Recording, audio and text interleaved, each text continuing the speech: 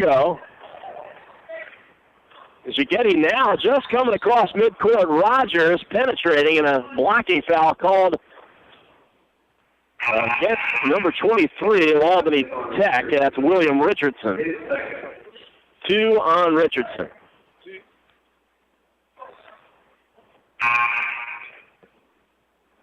And Rogers going to the free throw line. They'll take Shigetti out of the game, we'll see, and put back in Alan Costley. He does have the 4 fouls.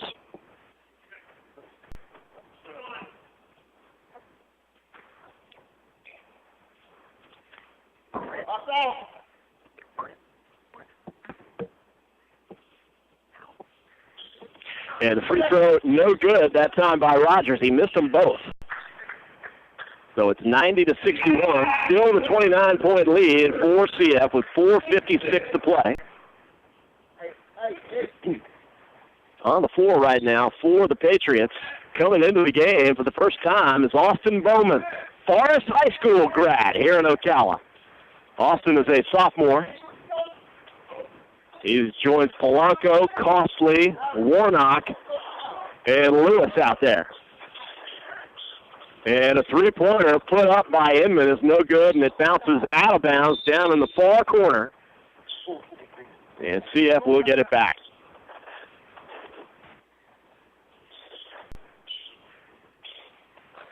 Of course, at the end of this basketball game, we will give you the HDG Hotels Player of the Game. And we'll be back in a moment. CF Basketball brought to you by the McDonald Allstate Agency on 1370 AM, 96.3 FM, WOCA, The Source. Let's give it up for old asphalt and a new pair of shoes. Let's give it up for a good rhythm meeting a sweet melody. For a church cookout under clear skies. Let's give it up for good things coming together, like bundling your auto and other policies together with an Allstate agent, which can save you time and keep you better protected. Let's give it up for good. To receive your comparative insurance quote, contact the McDonald Agency at 622-2333. Located next door to Silver Spring State Park and a few minutes from historic downtown Ocala, our award-winning Holiday Inn Express Hotel and Suites of Silver Springs is the place to stay for a friendly, memorable, and fun experience. Enjoy our fast and free Wi-Fi, complimentary hot breakfast, and free parking. Whether you're in town for work or play, our friendly staff will make you feel right at home. That's the Holiday Inn Express and Suites of Silver Spring. Proud sponsor of College of Central Florida basketball on WOCA The Source. 4 minutes, 36 seconds left to play in this one. The CF Patriots on top of Albany Tech, 90-61 here at Patriot Gym. The Titans came into this game 9-3, CF 11-6. 2 common opponents this season for these two teams. I'll tell you about that in a second. 4:30 to play as Lewis brings it across the timeline. Underneath the Warnock, it's blocked out of bounds. It'll stay with the Patriots. 4:22 left. 90-61. CF. Polanco to inbound. And gets it in to Costley, whose dunk attempt is no good, but he does draw the foul. No, that's what I'm saying. And the foul is against, it's like Sedarius Boyd. 2 on Boyd, and that will send Costley to the free throw line. Common opponents between CF and Albany Tech, East Georgia State. Albany Tech has not played East Georgia State yet. They do so on January the 12th as Costley makes the first of 2 free throws. CF, however, has played East Georgia State twice, beaten them both times this season, 81-71 and 70-54. Costley's second free throw is good. 92-61, a 31-point lead now for the Patriots. South Georgia State, the other common opponent between these two, and they have both lost to South Georgia State. CF lost by 15. Albany Tech lost by 5. In fact, that was their last game 3 weeks ago before the end of the calendar year. Albany Tech with the basketball. Up top it goes. Inman loses the handle. It's a kick against CF, and it'll stay with the Titans with 3:58 left to play in the game.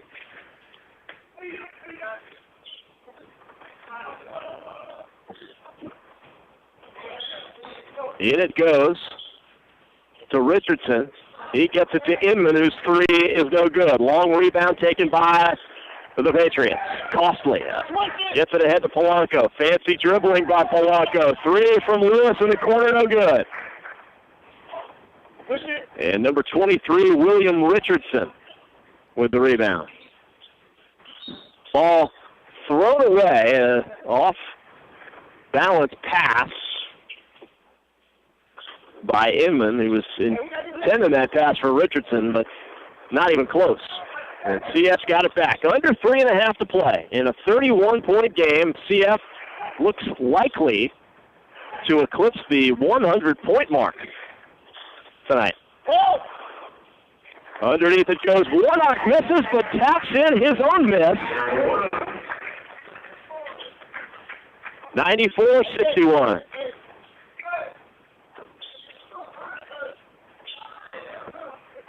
We hit the 3-minute mark here at Patriot Gym. And a three-pointer in the air and good from Richardson. And a foul down on the other end against Miles Inman, and they tee him up.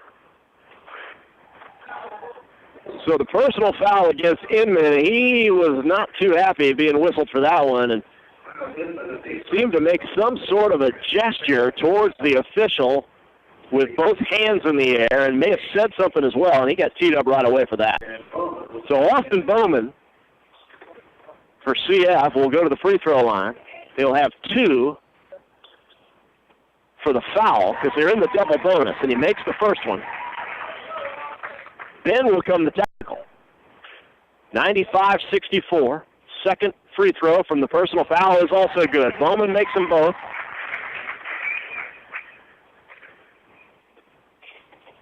Those were the technical fouls. Here comes the personal foul. We'll do it the other way around as Polanco now will step to the free throw line, and he'll shoot 2. The Bowman did his part at the charity stripe. Polanco makes the first. 97-64.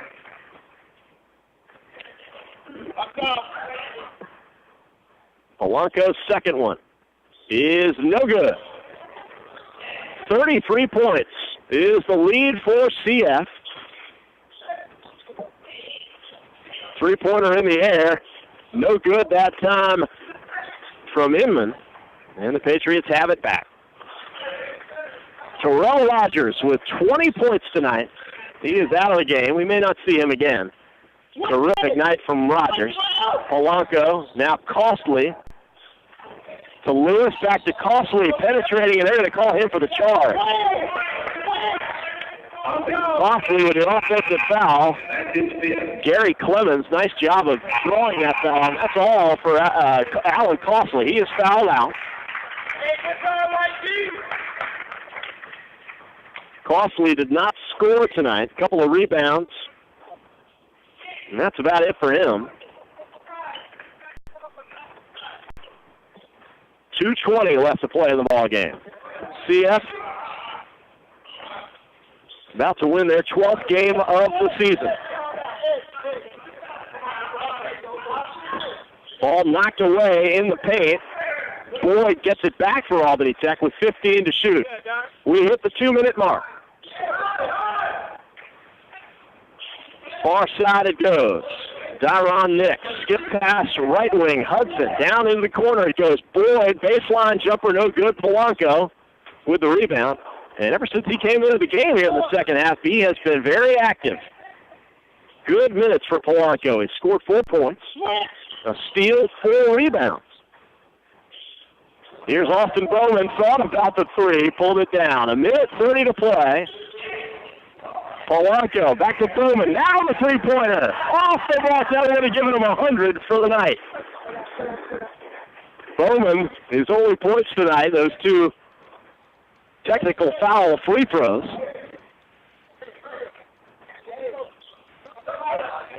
Here's Clemens with the basketball for Albany Tech. Working it right side. Up top, Hudson. Back over far side to Nix.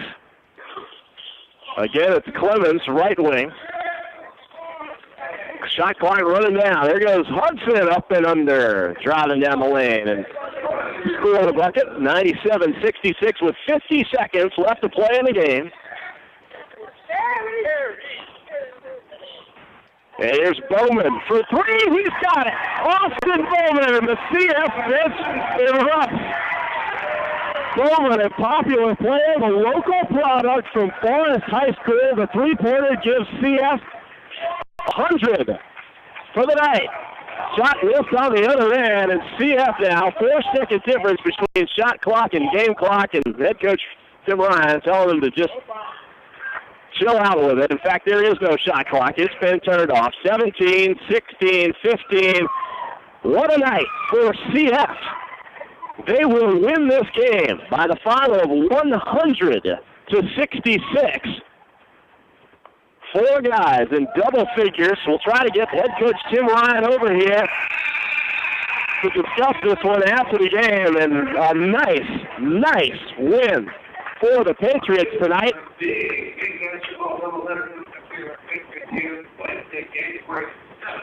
As CF improves 12-6 on the season.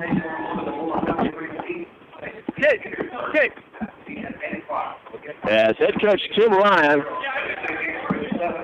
joins us at the table. And coach, it's been 3 weeks since we last saw you. The tough loss 3 weeks ago, 20 days ago against Northwest Florida State. And at that time, after that game, one of the things you told us was that you needed to improve on turnovers and also getting the ball across midcourt with the full court press, and I think you did an absolutely wonderful job of that tonight. Well, thanks. Yeah, hopefully, we've been working on it in practice every day now, and one of the things after that night, after Northwest, was it's kind of depressing the way we lost that game.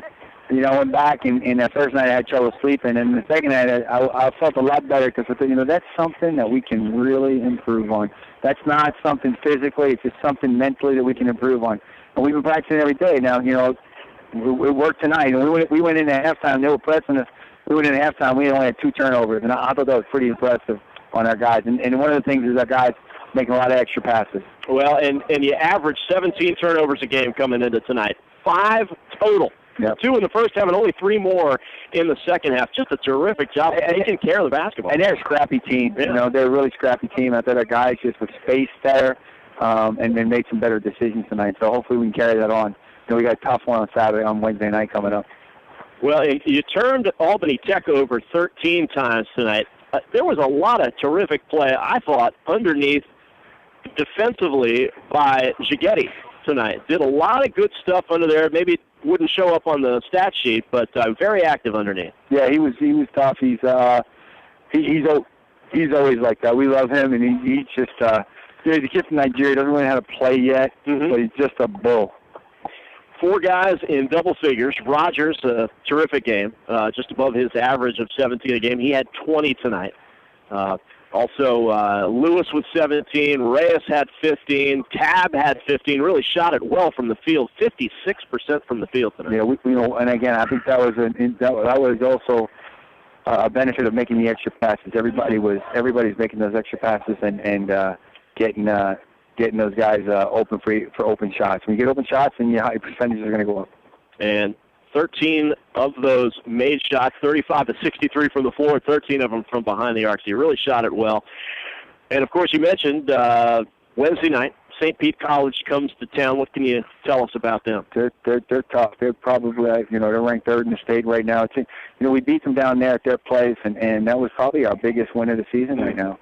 So they're looking to come back at us because that was their biggest loss of the season. They just beat Tallahassee by 20.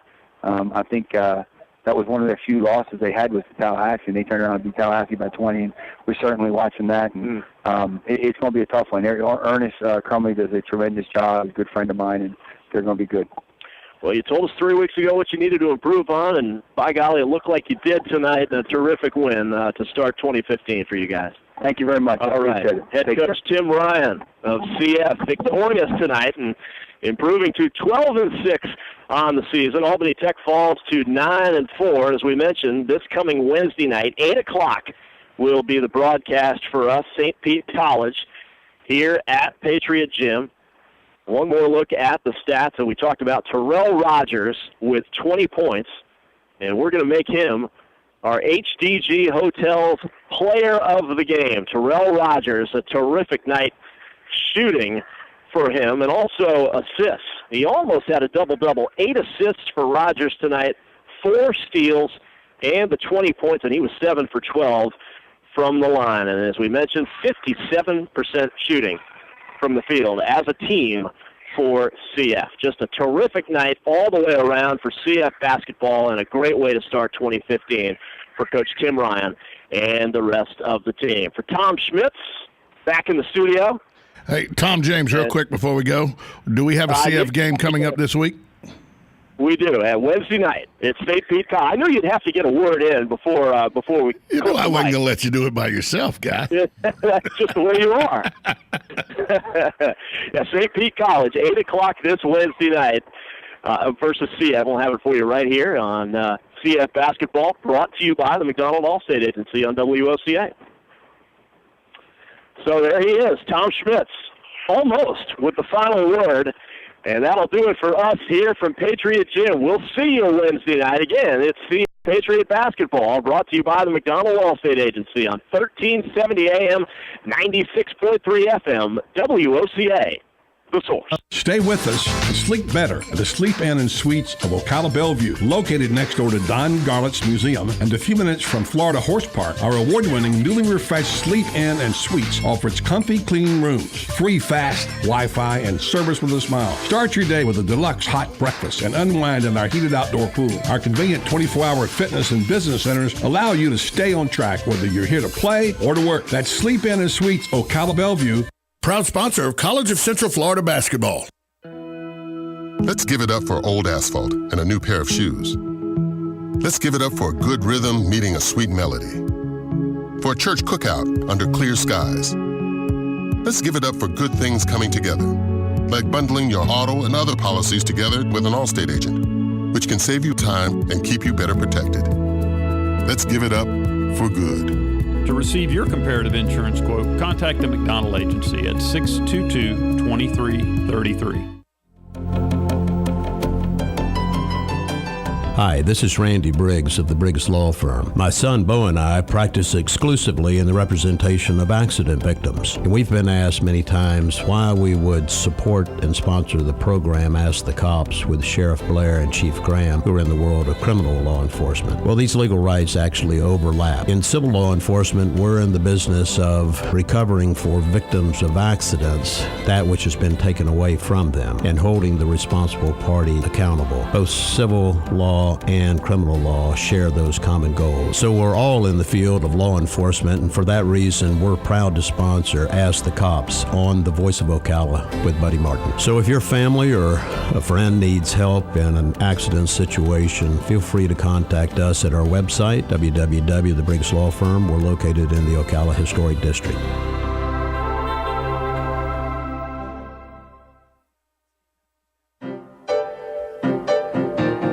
Does osteoarthritis bring frustration with every step? Do pain and stiffness affect your everyday activities? If so, you may be interested in a research study for the treatment of pain associated with osteoarthritis.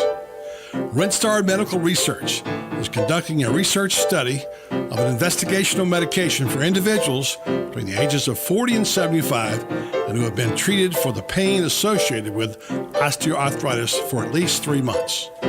Qualified participants will receive study-related medical care and investigational medication. Compensation for time and travel will be provided.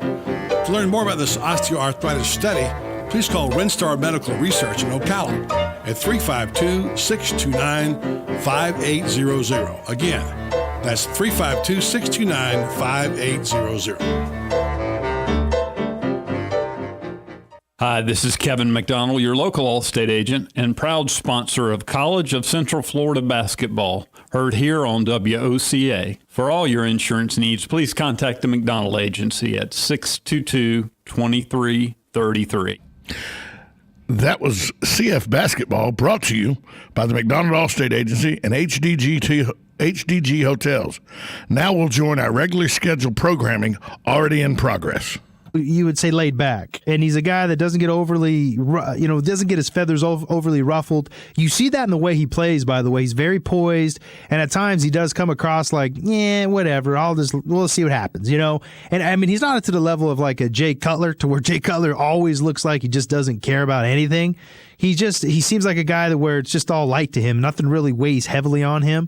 And so you can see where the interpretation comes. Man, this guy really isn't committed. He doesn't really care about the game, and he doesn't spend the time in there. But I'll tell you, having been his teammate, he does. He spends days and nights in that facility studying film, studying it with the offensive coordinator, going over game plans, going over what he wants to do, and he gives giving notes to the coaches and letting them know, hey, this is what I believe is going to be the best plays and the best approach depending on which defenses we're facing. And that I was very impressed with, because I thought that about him. I didn't want to jump to that conclusion to where he just didn't care, because I know you couldn't be and play at the level that he does. I know it's not that elite level, but it's close to it. And at times he sort of shows bursts and shows times of playing elite. He couldn't play at that level if he didn't care. And so you knew there was something behind it, and lo and behold, there is. And to be real honest, he's got a really good compadre, a real good companion there in Jason Witten. Both those guys spend hours and hours watching film, talking shop. That's why, and when I talked about Mac Chatham, about how, he calls these tight ends, these security blankets, binkies. That's really how it works with Tony Romo. Whenever he gets in trouble, he's looking for his number 82, his guy. And I mean, that's because they're always working together. And so he puts in the time now. He may not come across like Peyton Manning, where he's just all business, but man, he sure puts in the time, and I think right now it's really starting to pay off for him with the season that he's put together. With the Arizona Cardinals losing earlier, we told you that NFL personnel guys would be very happy with that, because it would give them the opportunity to talk to Todd Bowles, the very well-respected defensive coordinator of the Cardinals. Didn't take long. Comcast Sports reporting that with Arizona out of the playoffs, the Raiders will interview Todd Bowles as early as next week. We'll come back. We're down to 2 in college football. Yogi Roth covers college football for Pac-12 Network. He'll join us next on Fox Sports Saturday. Let's rock! When the playoffs hit the gridiron, he runs it right. He breaks the plane. Touchdown, Patriots! There's only one place you want to catch the latest. Fox Sports Radio. Hit me! Oh! We need to score! Damn right. It is on. Fox Sports Radio.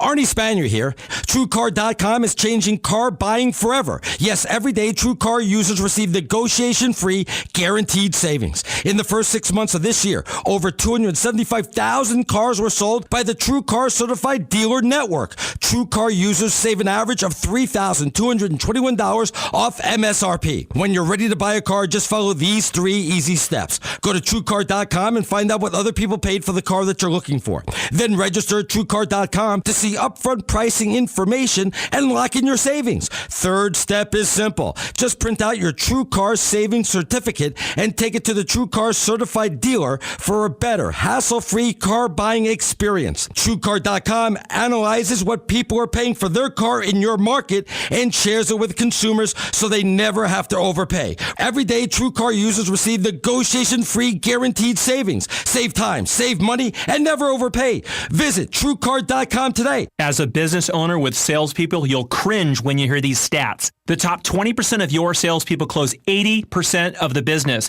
80% of all sales are closed after the 5th attempt, and 83% of all salespeople don't even ask for the sale once. Did you know that close to 90% of all salespeople have never even read one sales book? How many sales are being lost each month simply because your salespeople are not professionally trained how to sell? Hi, this is Jason Evans, author of the Bright Sales Book on Closing. If you're a business owner that's ready to take my training program seriously, I'll train your salespeople and double your sales in the next 12 months, flat. Just call now and book an appointment so we can turn your salespeople into closing machines. Call 800-250-5971. This is how to close from A to Z for any product or service, regardless of industry, whether you sell face-to-face or over the phone. Call 800-250-5971. That's 800-250-5971. That's 800-250-5971. Hospice of Marion County has an urgent need for volunteers to share a conversation with someone, run errands, hold someone's hand. All you need is a willingness to help others. Our volunteers believe the blessings they receive far exceed the services they offer. Will you consider serving, caring, and making a difference? Call today, 873-7441. Hospice of Marion County, making more moments of life possible. Hi, this is JP from Penn Flooring here in Ocala. I would like to invite you to come in and visit our spacious showroom where we have solutions for every style and budget. From wall-to-wall carpet to hardwood floors and tiles, we have an unsurpassed selection of flooring. At Penn Flooring, we've provided quality customer service with a family touch for over 25 years. Visit our website at pennflooring.com or come by our showroom, 1201 Southwest 17th Street, just over the bridge. Penn Flooring, quality customer service with a family touch.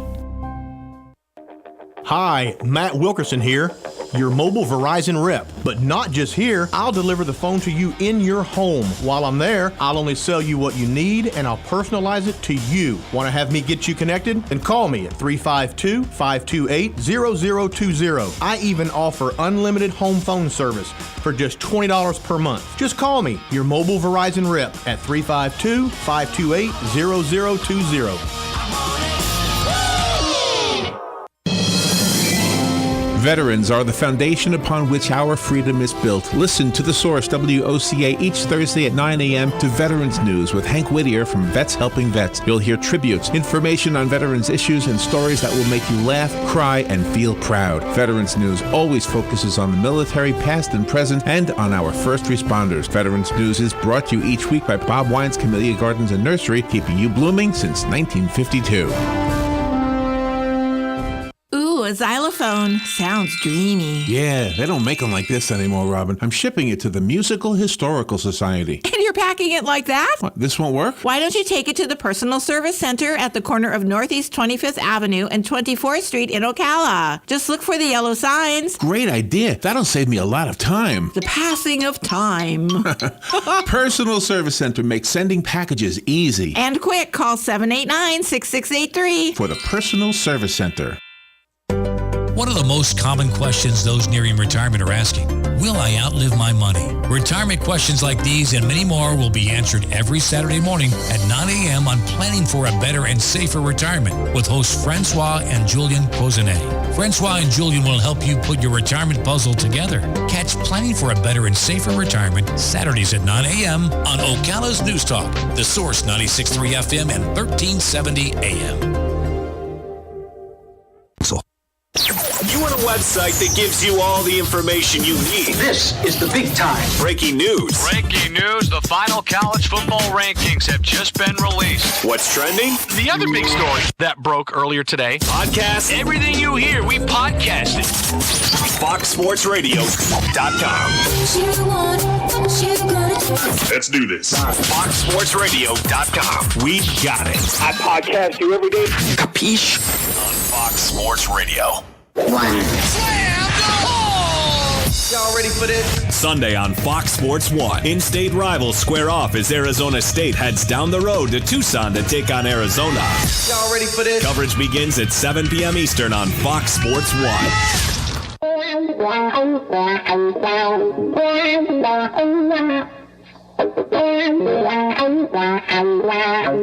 You're listening to Fox Sports Saturday. Dave Pele, Jeff Dotseth, and Brady Popinga. What does it mean when Geico says just 15 minutes can save you 15% or more on car insurance? It means you probably should have gone to geico.com 15 minutes ago. Brady, thank you very much. I had high hopes that there were going to be 90 points scored in this game because my friend and Super Bowl champion Brady Popinga told me that's what was going to happen. George Savarese is at Heinz Field watching the Ravens and Steelers. George, I'm not so sure we're going to get to 60 points tonight, are we? Dave, I don't think so, but it looks like the Baltimore Ravens are trying to put some more points on the board right now. They have the ball at the 10-yard line, and a big third down play is coming up here. and Joe Flacco looking in the end zone, but incomplete on the pass, and so the Ravens are going to have to settle for a field goal attempt. They lead 7-6 right now. 2:46 to go here in the first half. The Ravens have methodically been able to drive down the field on the Steelers' defense, but the drive stalled there on a big third down incomplete pass by Flacco. Again, we're looking at 2:46 right now in the first half. Ravens lead 7-6, but they're lining up to try a field goal that would give them a 10-6 lead. Guys, back to you. George, thank you very much. We are down to 2 in college football. After we saw Oregon roll over Florida State in the Rose Bowl, we saw Ohio State beat Alabama in a very good Sugar Bowl. Yogi Roth covers college football for the Pac-12 networks. He joins us via the Progressive Insurance Celebrity Hotline. Yogi, Happy New Year to you. Were you surprised at all by the way things played out in the Rose Bowl? Yeah, I think we all were, to a certain degree, especially being around both teams all week long. I was on the SC staff when we won 34 straight, so I understood the swagger and the confidence. And being around Jameis and being around the team and Jimbo, I just thought that they were going to, continue to compete and play and play and play. And then the closer we got to the game, I stepped back, pulled the emotion out of it, and said, well, what are the facts? Florida State has been inconsistent all season long. Oregon is the most consistent team in the country. So I was blown away with the amount of points that were scored and how they just kind of ran away with it. But fundamentally, I think the truth of both of these teams was put on display regarding the consistency and inconsistency of both of them. I think most people felt that Florida State all season long was kind of playing with fire as far as letting teams get in front of them and then playing catch-up ball. Were they concerned about that quickly with saying, Oregon's one of those teams we can't play a typical Florida State game? Yeah, I think they were all aware of it. And I think the good thing about bowl games is that when you get that break, you get to kind of reset a little bit. And usually when you look at the history of bowl games against teams that, run spread offenses, there's not a ton of plays, right? You usually get a lot of time to kind of prepare and rep it in practice and rep your reads and rep your gaps and all of those things. But you can tell the tempo just got to Florida State. And I went to a couple practices and didn't see them doing a ton of tempo in terms of practicing against. And that doesn't mean they didn't practice it at other times when I wasn't allowed in or other days. But you can see they really struggled with it. And really the tempo, it's not a physical thing. It's such a mental thing. And to me, I heard it on the broadcast, and I thought it was true, but fundamentally, mentally, I thought the Florida State really, they just got handled as things kind of got out of whack in that third quarter with all of the turnovers. All throughout the season, Yogi, all we heard was how bad the Big Ten was, that they were the worst of the Big Five conferences. And lo and behold, we get to the bowl season, Wisconsin takes care of business. Michigan State takes care of business. And obviously, Ohio State takes care of their business getting into the national championship game. What does that say about where the Big Ten ranks in terms of all the P5 conferences? Well, the proof's in the pudding, right? It's pretty unbelievable. I'm so excited, obviously for the Natty, but then to see what happens next year with the playoff committee, because we went on historicals to a large degree this year concerning the SEC. We didn't go on historicals at all regarding a team being undefeated, as Florida State obviously was not ranked number 1 throughout the season, even though they rolled for 2 years in a row. So now, what are they going to do next year? Because they're going to look at the SEC West, only winning 2 games. They're going to look at the Big Ten rolling, look at the Pac-12 obviously dominated. It's going to be fun to see what happens and how those conversations go, because it's going to matter. Even the Big 12, it's going to matter regarding what happened in those other bowl games. So regarding the Big Ten, I was just as surprised as anybody, most importantly with Cardell Jones.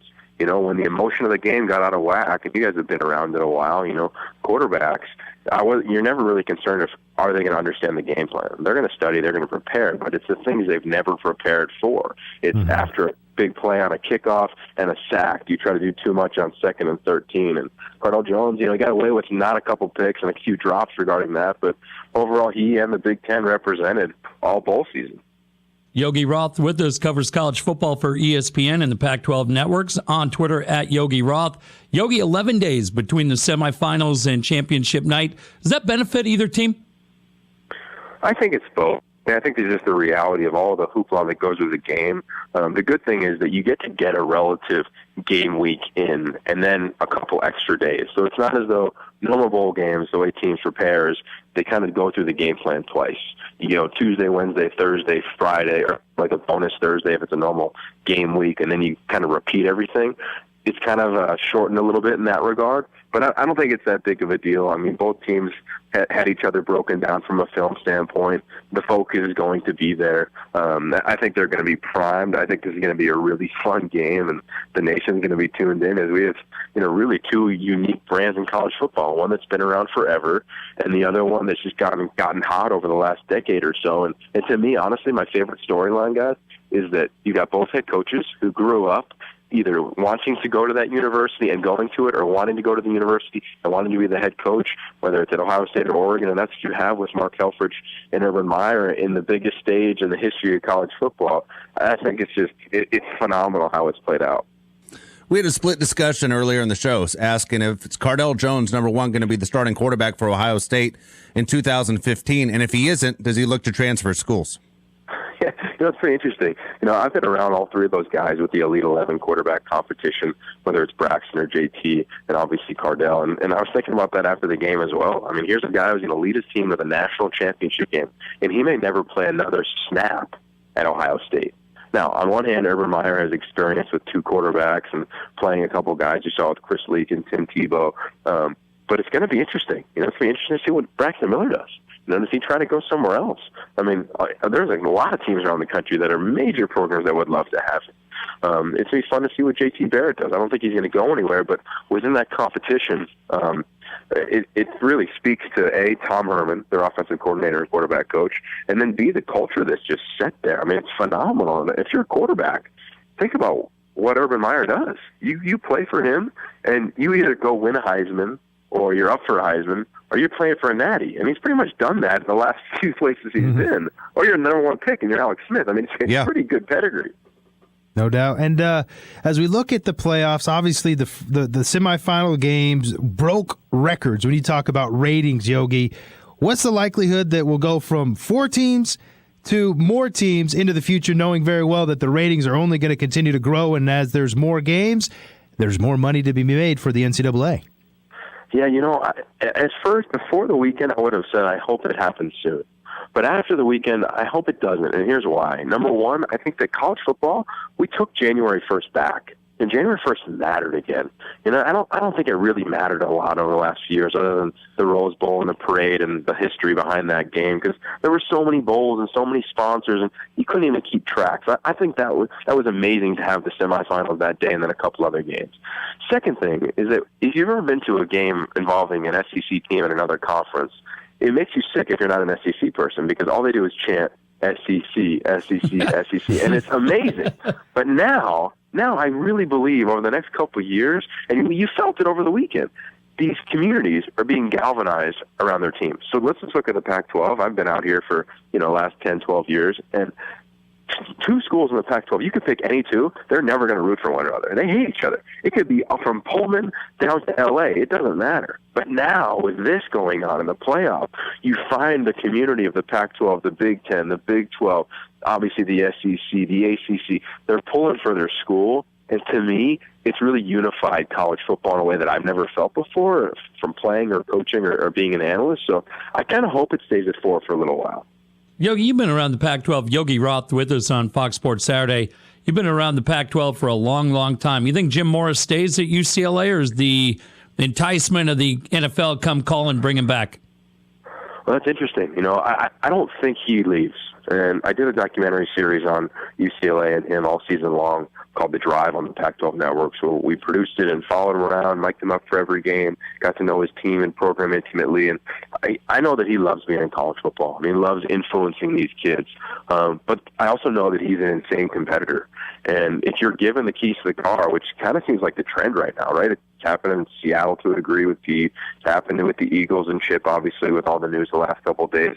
If he's given all the keys in the right situation, I don't know. I don't know. But personally, I don't think he will. I know his family loves L.A. I think he's building something really unique and special. They have a ton of players coming back, and they're making news. I mean, even after the game yesterday, and talking about how much he loves his players and how he'd stand up for them. I mean, right or wrong, that's who he is.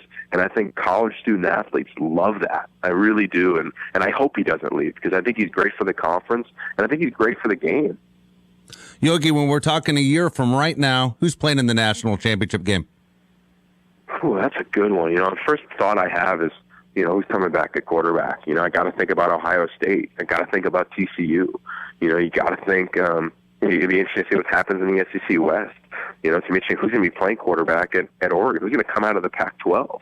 I mean, USC is going to be one of the most talented teams in the country next year at so many spots, but they'll still lack the depth necessary to get to that level. So, gosh, to get off the fence because I hate hanging on it. Who's going to win the Natty next year? Gosh, that's a hard. I don't know. I'd have maybe Ohio State. Do it, Yogi. Come on, give an get off answer. the fence. Don't be on the fence, Yogi. You're I'm a champion. trying to think logically. I'm like racing through each conference in my mind. Who's gonna, I think there's going to be a new champion out of the ACC. I think Florida State, they got to be careful. I think with the way that they couldn't handle the emotion of that loss, that could start spinning a little bit. And they're not going to have a quarterback next year unless Braxton Miller goes there. If he does, they're going to be a favorite. Hey, Yogi. I don't know, man. That's a tough one. Hey, Yogi, forget about next year. That's too far in advance. Let's talk this year. Who do you think is going to win the national championship between Ohio State and Oregon? There we go. I can answer that one. I'm off the fence on that one. I think, fellas, there's two fundamental truths in football. I think the championship teams run or stop the run on defense, and in critical downs and distances, their quarterbacks make plays, and they make smart plays. And the truth in the tape, taking the emotion out, taking where I work out of it, I think the truth is that Oregon has been the most consistent team in the country all season long. Marcus Mariota has continued to make plays that are beyond the X's and O's. I call it gradual level football. He's doing unique things at unique times that have become normal in his offense and normal in his expectations.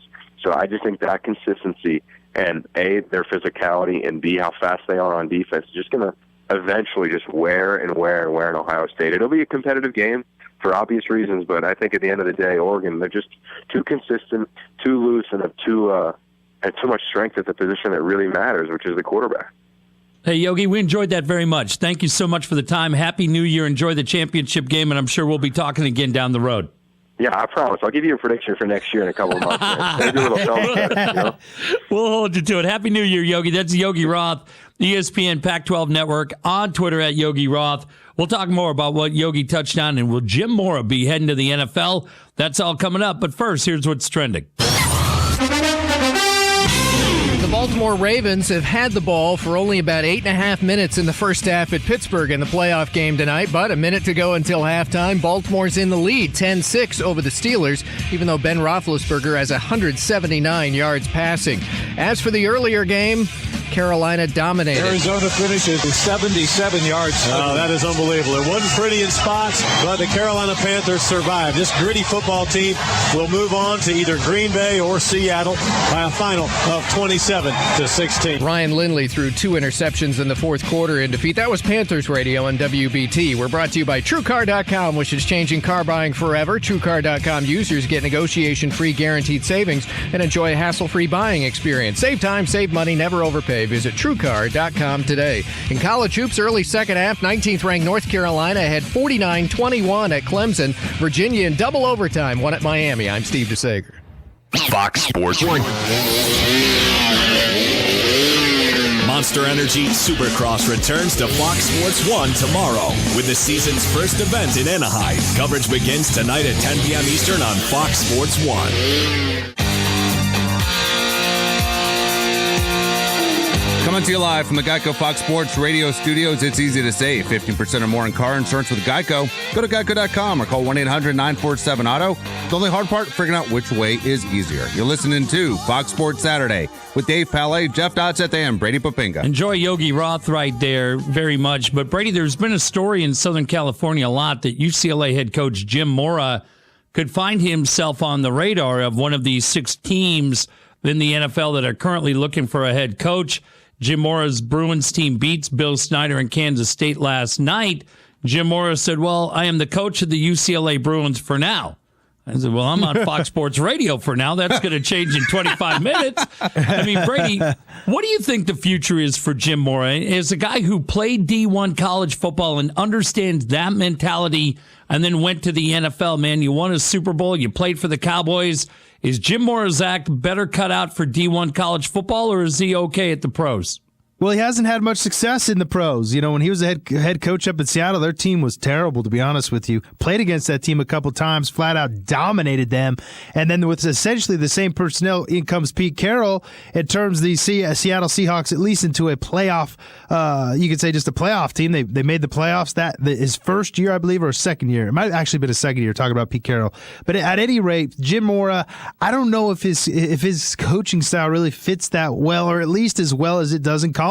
He's obviously had a lot of success, but I'll tell you this. When you talk about these coaches, any coach for that matter out there, I'll tell you the same thing. I am a coach here for now. And all that means, underlyingly, this is what they're saying.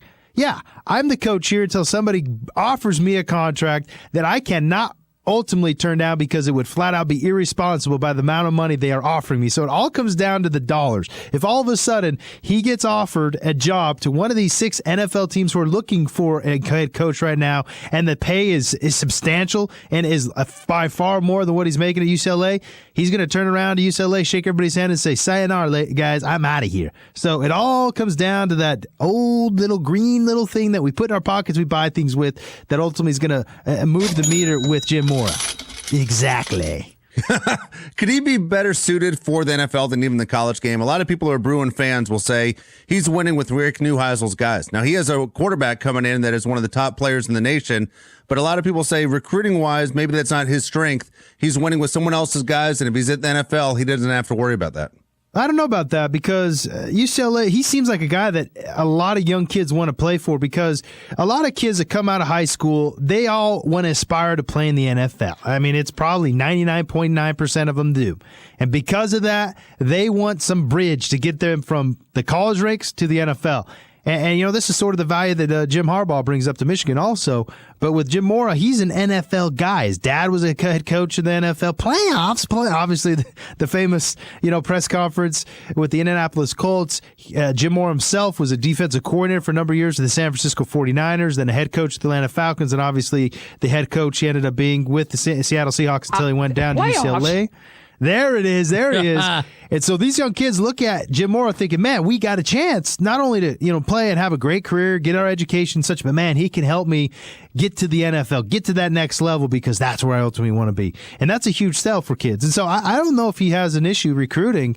And yeah, I mean, it doesn't matter whose guys you have. If you're winning with the team that you have, there has to be something said about the coaching job you're doing, because I've seen coaches come in, take what's there and just basically run it into the ground too. So he's done a nice job with the talent he has, but I can't imagine him not being a guy who recruits well, because he is a bridge from the college game to the NFL, and kids coming out of high school, they love that. The one knock on UCLA is they always say the football facilities are not Pac-12 up to Pac-12 standards. And, you brought this up a couple of weeks ago, Brady, in regards to Pete Carroll. One of the brilliant moves that Pete Carroll did when he was at USC, if his name was floated for the Falcons job or any other job, Pete Carroll just left it out there. Just left that name out there, didn't go out and squash the rumors, because it made all the boosters at USC step up and give him more money until, what do you know, the timing worked out where the sanctions against that program kind of ran parallel with the phone call from Seattle, and Pete thought, you know what, maybe it is my time to take my act back to the NFL. No doubt. But, another thing, you can sit there and say the facilities may be a weak point for UCLA, but a real strong point to combat that would say, hey, you can come down and have an endless summer. How about that? We don't need any facilities. We're always outside in the sun, so forget that. So you can say there's something to combat the lack of facilities. And I do think the facilities, it's a good selling point. Obviously, it's like an arms race in the Pac-12. Utah just recently put out and invested in some unbelievable facilities. Oregon has facilities that remind me of going on to the ride at Space Mountain. It's something that's like out of this world, literally like a spaceship. And so facilities do play a role in it, but with UCLA, a huge selling point for them is the weather that you're going to get in Southern California and Los Angeles. And another one, too, is a lot of those players, Southern California is a hotbed, as we all know, for prospective college football players schools from all over the country recruit down in the Los Angeles area. If you look at the Oregon roster, you're going to see tons of Southern California kids, and to have those guys in your backyard is a huge advantage. So there's a lot of inherited advantages for UCLA and for Jim Mora, and obviously his fact that he's a bridge from the college game to the pros helps out too. So I don't see how UCLA could have many disadvantages in the recruiting battles. Yesterday the game ended kind of on a bad note with UCLA and Kansas State. UCLA ends up winning that game, and all the talk is as far as the handshake at the end. Jim Moore runs over, and Bill Snyder, who's 75 years old, on his way to the Hall of Fame, a very well-respected light guy in college football. And Bill Snyder, I think, expected a regular handshake, but Jim Moore comes through, barely touches his hand and turns away, and then Bill Snyder takes a step like, that's it, where are you going? Is that an argument that's justified, that the proper respect wasn't shown to Bill Snyder? I don't know about that. I don't know. Because I know Bill Snyder, guys, he's not the most, how could I say this, political of people in this world, especially when it comes to the media. Who knows if something was said or done where it rubbed Jim Moore the wrong way, especially in the week leading up to the bowl game. As you know, those teams, UCLA, in this case anyway, UCLA and Kansas State, they were interacting a lot. So who's to say that, Bill Snyder didn't do something that rubbed Jim Moore the wrong way, and that was his way to sort of to get back at him? I don't know the inside on that, but sometimes also we can read a little bit too deeply into these head coaches as they sort of shake hands and congratulate each other after game also. We'll come back. UCLA, by the way, has raised close to $50 million for a new football facility. Problem is they won't break ground on that facility to the fall. So if you figure a year, 2 years more likely for building that and getting the construction done, is that a quick enough time frame to keep Jim Moore around? We'll come back. High and Outside happens next on Fox Sports Saturday. We here at Fox Sports Radio wish you a Happy New Year. This is Andy Furman. This is JT the Brit. Hi, this is Jay Moore. Happy New Year from Jay Moore and the Jay Moore Sports Crew. It's a brand spanking new year. Please celebrate safely. Let's make it a good one on Fox Sports Radio. Did you know by age 50, half of all men have an enlarged prostate? This means more urges to urinate, longer bathroom trips, waking at night to urinate, or issues with intimacy. If this sounds familiar, call us now, because we're shipping free bottles of Super Beta Prostate to listeners of this station. Super Beta Prostate is a non-prescription formula guaranteed to reduce the symptoms of your enlarged prostate. It's yours free. Pay only shipping and handling. Call 1-800-215-9362. In clinical trials, the ingredient in Super Beta Prostate was shown to reduce urges to urinate, improve bladder emptying, reduce waking at night to urinate, and improve quality of life. This Super Beta Prostate free offer is for listeners of this station, but it won't last. Don't wait. Call 1-800-215-9362. That's 1-800-215-9362. Call 1-800-215-9362. Well, the holiday rush is over, and it's time to return the ties, the knitted sweaters, and those presents that didn't quite make the nice list. And go try something you've always wanted to, like learning to fly. At Ocala Aviation, they make it fun and easy, and you can start by taking one of their Discovery flights. For only $99, you get to go up in the airplane with an FAA-certified flight instructor and actually fly the plane yourself. It's a perfect way to see if flying is for you. And once you get that ultimate feeling of freedom, Ocala Aviation can train you to get your pilot's license. Ocala Aviation also offers commercial flight training for those looking to make a career change and enter the world of commercial aviation. Ocala Aviation is conveniently located at the Ocala International Airport. So if you're ready to start your adventure, stop by or give them a call today. 861-7484. That's 861-7484. You'll be glad you did. I know I am. Ocala Aviation. Your adventure starts here. The Ocala Civic Theater presents Sleuth. The mystery is in the wits of the two young rivals that battle each other to commit the perfect crime. Predator becomes prey, and this diabolical thriller blends danger and dark humor. The tension builds with every riveting plot twist and illusion. Sleuth at the Ocala Civic Theater on stage January 8th to January 18th. Call the box office at 352-236-2274. Here's what you may have missed on the John Tesh Radio Show. Do you need a quick energy boost? Massage your ears. It can reduce fatigue for 81% of women. Just because you're out of work doesn't mean you shouldn't have business cards. Don't make that mistake. What should you put on it if you're unemployed? Use your last job title. As smart as they are, lefties are more likely to have minor accidents since things like knives, tools, and machines are typically designed for righties. Intelligence for your life on the John Tesh Radio Show. Don't miss this stuff. Come be swept away with medieval magic by volunteering at the 29th Annual Hogtown Medieval Fair on January 24th and 25th and January 30th through February 1st at the Alachua County Fairgrounds. Volunteers will take tickets, oversee exhibits, or provide breaks for the artists. Become a part of Gainesville's rich tradition of community service. Volunteers will receive a one-day pass. Applications can be downloaded at gvlculturalaffairs.org or call the City of Gainesville at 352-393-8536. We all know the importance of good health, but we may not know the latest advances in medicine that are available to us. Monday at 9 a.m., Bern Paraiso will be our roving medical reporter to tell us about Seven Hill Gastroenterology PA and Dr. Reddy. We'll discuss screening, techniques, and more. So tune in and listen. This is more than news you can use. It's news that could save your life. That's Monday at 9:05 a.m. Hi, Danny Warfel here. Get moving with Florida Credit Union's fast and easy loan approval process.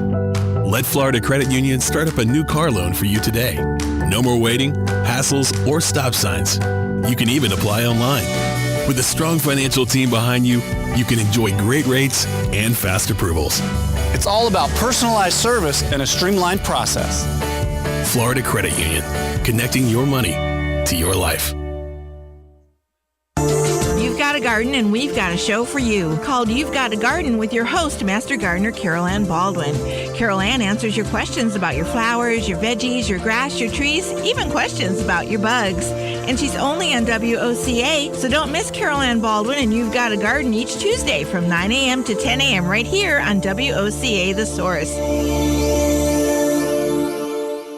WOCA. The NFL playoffs are on and popping. Running off the right guard inside the 5. Touchdown! And in the end, there's only one goal. It's a tackle. Rock and roll. Touchdown! One destination. One champion. We're behind enemy line. It will lead us to this. Touchdown! It is over. The first play of overtime. Let's get the job done. On Fox Sports Radio. It's only gonna be us. This is The one is on.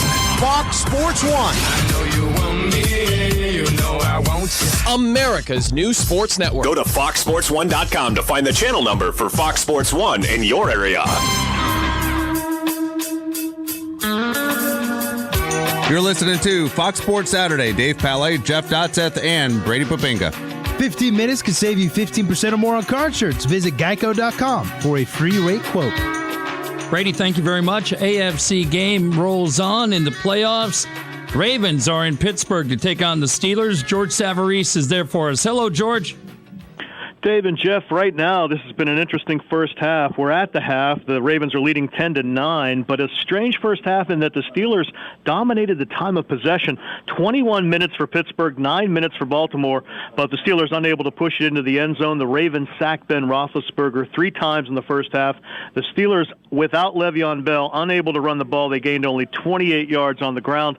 The Ravens weren't able to do much better, only gaining 48 yards rushing, but they did manage to get a touchdown, and that has been the difference, the touchdown of 5 yards by Bernard Pierce. Again, we're at the half. The Steelers 9 points, all coming from 3 field goals by Sean Sweezum. The Ravens at the half, leading the Steelers 10-9 here at Heinz Field.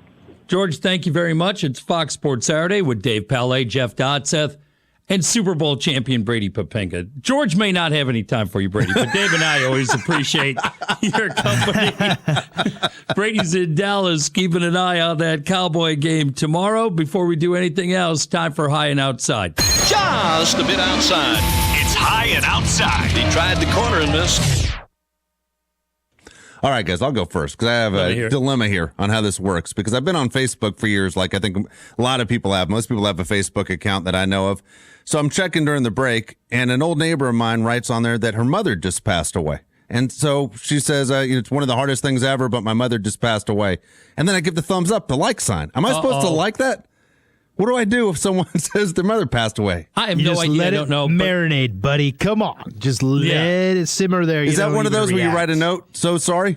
Yeah, man. Send my condolences. Send my prayers with your family. Yes. But man, let that marinate a little bit, bro. I wouldn't put a like on that one because that's. No. I don't think. How about that's Facebook comes up with a thumbs down?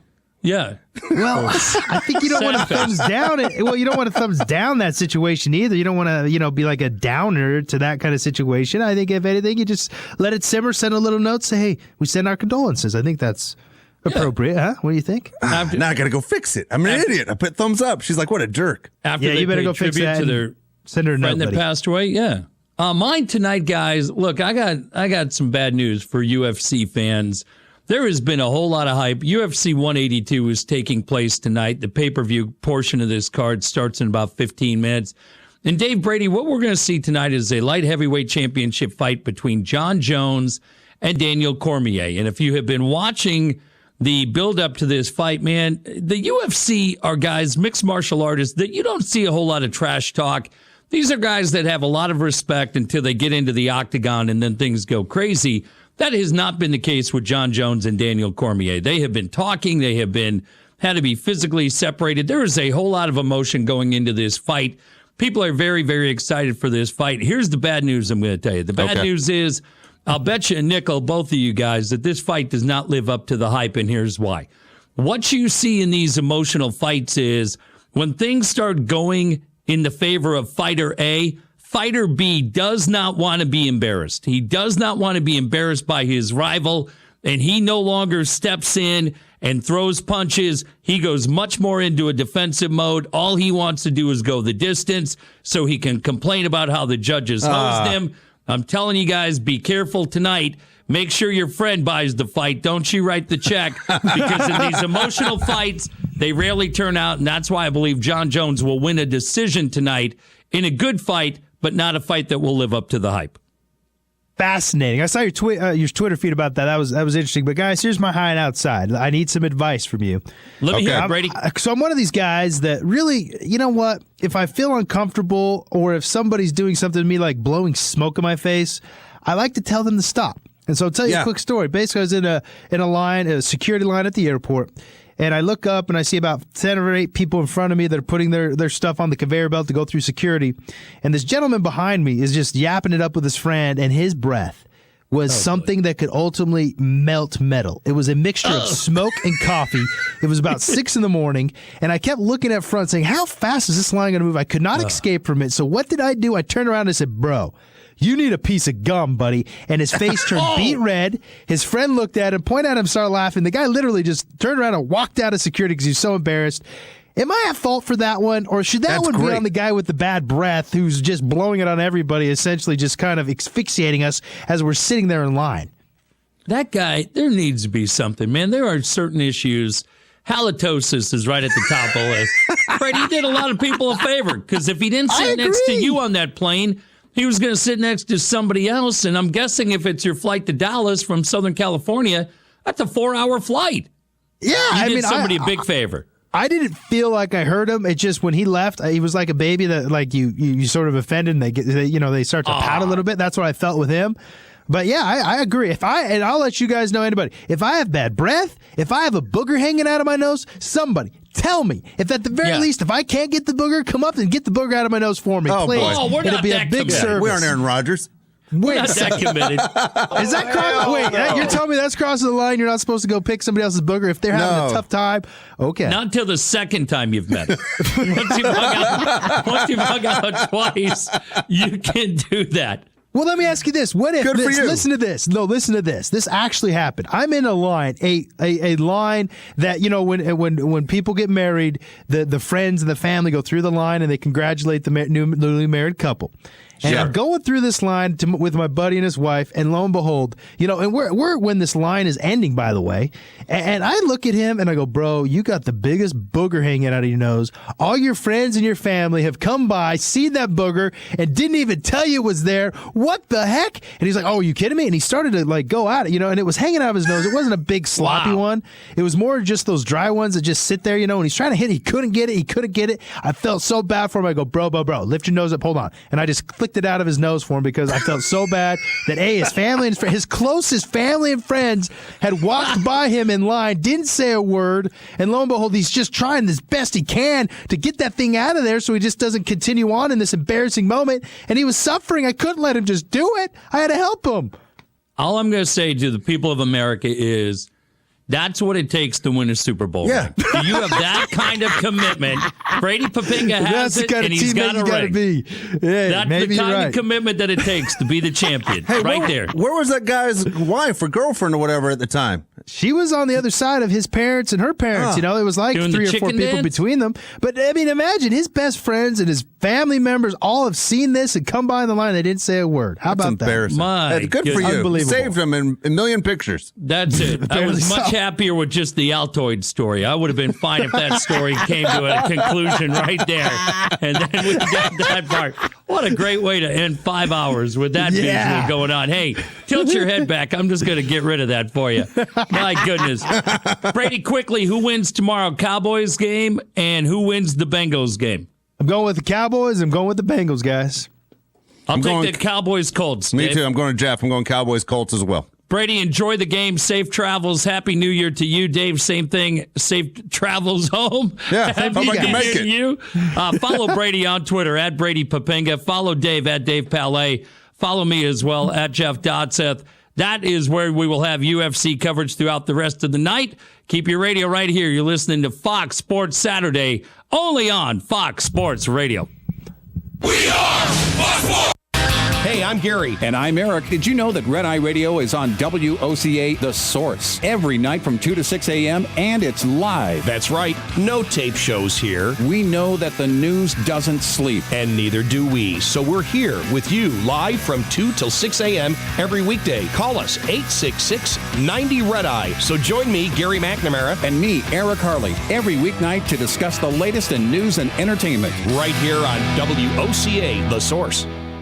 Hey, Matt, I know Sunrise Automotive does auto stuff, but I need some tires for my truck. Can you recommend someone? Yes, I can. We do that. No, I mean, I need them installed and balanced and all that. Yep, we do that. Well, my son needed his windows tinted. Yep, we do that. I need my seat replaced. Yep, we do that too. I need a new roof line, and a new spoiler, and a new trunk. We can even do that too. Okay, I get it. I suppose you can also do a radio show too, huh? Well, as a matter of fact, join me every Monday at 10 for auto repair with personal care here on The Source.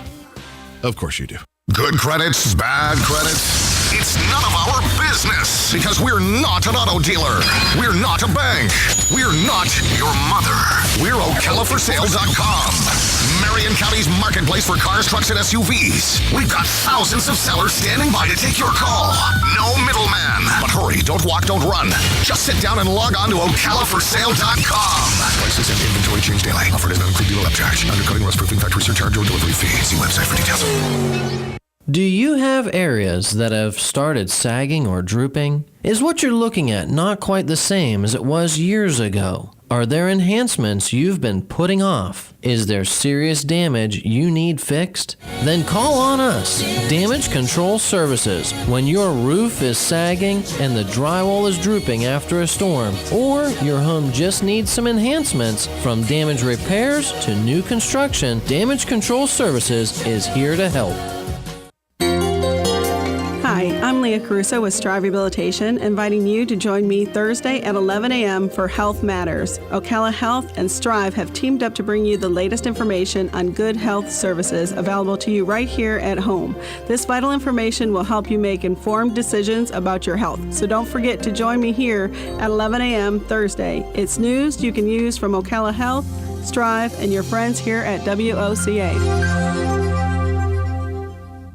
Your home is safe, or is it? AA Lock, Dock, and Security. The name has been a staple in Ocala since 1985.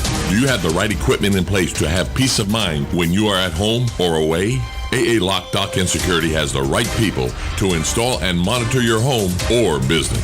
Call today for a free on-site security analysis. Call 867-1965. AA Lock, Dock, and Security, 219 Northwest 10th Street, 867-1965. Your weekends are getting a little retool. Swear to God, not making a joke. Check this out. New shows? Check. We are Fox Sports! Some new talent. Check. Let's welcome the guys. Let's get it going. Arnie Spanier. Unbelievable. TJ Reeves. This is what you get. Your weekends are on fire. Because that's how exotic it is. Get it for less at the DIY Home Center outlet. Get top quality real wood cabinets the same or less than the big box stores are selling the cheap stuff. And that's not all. Drywall screws big box stores are $6.47 a pound. At DIY only $4.99. Plus DIY has the largest selection of mobile home parts and accessories anywhere. From carpet to doors, get the DIY supplies you need for less. The DIY Home Center outlet. We are your building material closeout store. 2191 Northwest 10th Street, just 2 miles east of I-75. Association and the Ad Council. It's the Ben Maller Show. Right? Ben Maller. Not be naive here also, and Ndamukong Suh likely did the quick two-step on Aaron Rodgers intentionally. But proving that intent is impossible. It's also, and this is very important, 3 words, no big deal. It is no big deal. We have a generation of football fans who have been raised in this kinder, gentler, some would say soft mentality. Aaron Rodgers didn't even scream and roll around in pain. Now, the bottom line here, rather than calling Ndamukong Suh names and picking on him, let's be real. Aaron Rodgers had an injured calf, and Ndamukong Suh was trying to get a competitive advantage. The Ben Maller Show. Overnights will never be the same. I couldn't go to sleep. I didn't want to miss anything. Weeknights, 2 a.m. Eastern, 11 p.m. Pacific. Broadcasting from the Paddock Mall Studios, this is WOCA, Ocala, Gainesville, The Villages, 1370 AM, 96.3 FM, The Source.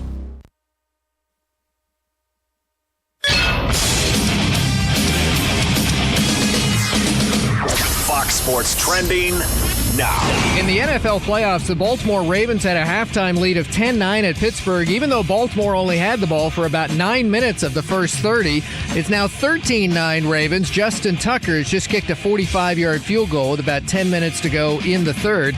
Meanwhile, Ben Roethlisberger, who had 183 yards passing in the first half, might wind up throwing about 50 pass attempts tonight with Le'Veon Bell out tonight, their star running back, due to his knee injury. We're brought to you by Geico. 15 minutes could save you 15% or more on car insurance. To see how much you could save, call Geico at 1-800-947-AUTO or visit geico.com. Earlier, a playoff win at Carolina for the home team. Pumps twice, slings it in zone, intercepted. Panthers pick it off.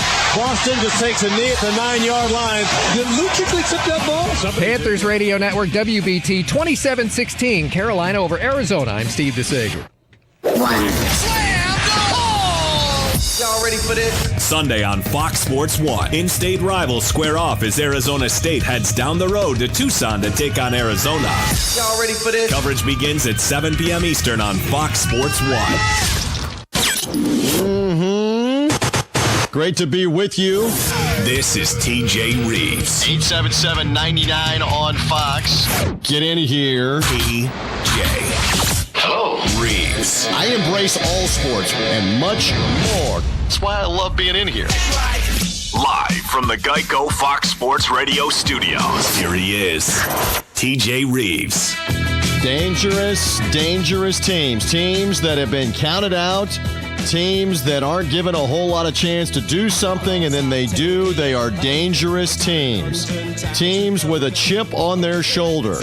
See a theme this week from the Ohio State Buckeyes, who a lot of people, including me, said maybe didn't belong in the college football playoff with what they did against Alabama. How about an NFL team having to scratch and claw to only win 7 games and end up making the playoffs like the Carolina Panthers? How dangerous did the Panthers look today? Very dangerous. I realize it's highly unlikely they're going to get to play another home game, but they got to play one today, and I know the Arizona Cardinals were on a third-string quarterback, but I said this week, having seen them firsthand twice, as most recently a couple of weeks ago at field level, Carolina's defense is nasty. And with Cam Newton's mobility and the ability to run the ball some, the Panthers would be a dangerous team, especially when you've been counting them out. They had to win their last 4 games of the season just to finish with 7 wins.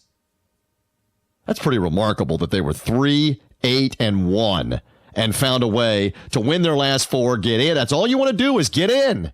And they did. And they demonstrated today why sometimes, just like we saw with Seattle winning at the very end of the 2010 season and having a 7-win team and beating the Saints on the wild card weekend.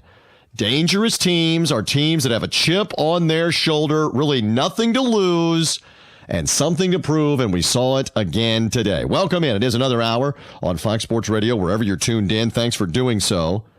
As we come your way from the Geico FSR studios, 15 minutes will save you 15% or more on your car insurance. Go to geico.com to find out how you can save. So it is great to hang out for the first Saturday night of the year. On this January the 3rd, NFL playoffs will dominate our plate over the next 3 Saturdays. There will be playoff games not only tonight, but next Saturday, and then we'll be on the eve of the conference championship games, NFC and AFC, 2 Saturday nights from now.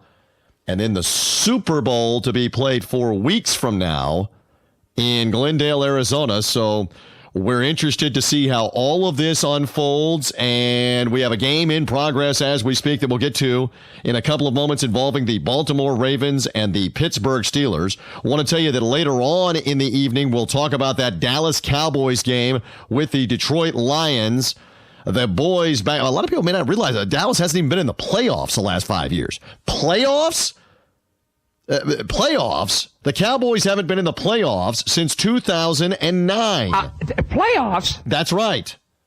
They are back in. And so they will host the Lions tomorrow on the wild card weekend, and also the Indianapolis Colts, who 52 weeks ago today were being blown out at home by the Kansas City Chiefs on the wild card weekend, only to see Andrew Luck have his playoff defining moment as a quarterback. When you lead your team back in a comeback like Luck did last week, it's almost like those mafia movies where you're a made guy, or the mafia books, the Cosa Nostra. You're in the family of big-time NFL quarterbacks when you can lead your team back in a playoff setting like what Luck did a year ago. Luck now gets another home game, this time against the Cincinnati Bengals, and that is coming tomorrow. So those are the games tomorrow. Steelers and Ravens are playing right now. The third quarter is about halfway through, and the Ravens maintain a 13-9 lead. I wonder who's been saying while filling in for JT the Brick the first 3 days of this past week, and then the Jason Smith Show on New Year's night and on Friday night, that of the 4 road teams that had the best chance to win, the Baltimore Ravens were the ones that I took. With Flacco in that passing game and getting Haloti Ngata back on the defensive line to go along with Suggs. I know their secondary is questionable, but Pittsburgh, no Le'Veon Bell. And lo and behold, this is a low-scoring, knockdown, drag-out game. And Baltimore's got a great chance to win. We will keep you up to date. We'll check in the Steel City in a little bit here in this hour for a live update, and we will do that throughout the night as the playoff game is going on. We mentioned that one game is already in the books. Oh, very nice. Lauren Gardner punching the buttons tonight on this Saturday. Technical producer Justin Cooper is back in, producing with me this evening. He's a little bit under the weather. It's good that his Broncos do have the bye week, because a potential Denver playoff loss would make him even sicker than he already is, if that's the case. Did I say that? I think I did. They've had some issues finishing things off with Peyton Manning, but it is good that it is a bye week. Where was I? Oh, yes, Carolina and Arizona. Let's get to some highlights from earlier today in case you've been out and about and did not catch most of what went on in this game early on. Panthers establishing things on the ground. Stewart, the lone setback. Hands on his knee pads, back arched. Newton rides it to him and gives it to him. Stewart, right side, 10, breaks the tackle, 5, end zone, touchdown. Mick Mixon, these calls on the Carolina Panthers radio broadcast. That's a 10-0 early lead. Now, the Panthers made mistakes, including a Cam Newton interception that led to a Cardinal touchdown run. So this game was only 14-13. Arizona actually in the lead at the half. Then in the second half, Carolina would get something going in the screen game to the young running back, Fozzie Whitaker. Fozzie Whitaker sets up on his right, 4 in the pattern. Newton swing pass out of the backfield, right. Fozzie Whitaker back toward the middle of the field to the 40, the 35, breaking tackles. It's got potential. 20, left side, 15, 10, 5, touchdown. Carolina leads. Huge moment there because it gave Carolina what turned out to be the lead for good. Boy, that was a huge moment. The ensuing kickoff where Ted Ginn fumbled for Arizona was even bigger. Carolina jumped on it. They scored a few moments later. Mike Tolbert catching a pass from Newton. It's 27-14, and that would leave it to the Carolina defense. Arizona one last gasp in the Carolina red zone, and here you go. Hughes in the backfield, and Arizona takes a handoff. Throws intercepted, picked off at the 4-yard line by the Carolina Panthers. Who call you, James? Luke Kuechly, great job, great interception. That's what this defense has been doing. This defense has been playing spot on. You know, I don't want to break my arm trying to pat myself on the back for this week, but again, I just point out what I had seen live and had been watching in the build-up in and around the Bucs-Panthers game a couple of weeks ago. Luke Kuechly is a fantastic, underrated defensive player, and he made two enormous plays at the end of this game. That interception, and then later on, the clinching interception that he deflected to one of his teammates in the end zone. Two red zone plays where the Cardinals got no points. Carolina wins. If Kuechly is playing in New York, if he is playing in Chicago or Dallas or New England, he's everywhere on the NFL Network. You know his name everywhere on ESPN and elsewhere. They're at Fox Sports Radio and the internet and USA Today and the New York Times and on, the LA Times and everywhere else, of every other big paper, the Atlanta Journal-Constitution and the Chicago Sun-Times and every other outlet. Luke Kuechly would be everywhere if he's a New York Giant, New England Patriot, Dallas Cowboys, Chicago Bears, San Francisco 49er. He plays in Charlotte, North Carolina, so he has to work for every scrap of attention that he's going to get. But he's a tremendous defensive player, only in his third season. Arguably the best middle linebacker in football, and you saw it there today with those enormous plays.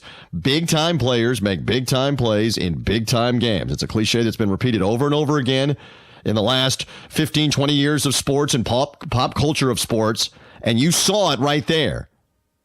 Luke Kuechly's going to get paid a ton of money. You know why? Because in their biggest games, he makes plays like that. The former Boston College ACC Defensive Player of the Year, number 1 pick, top 10 pick from Carolina. You would expect him to deliver.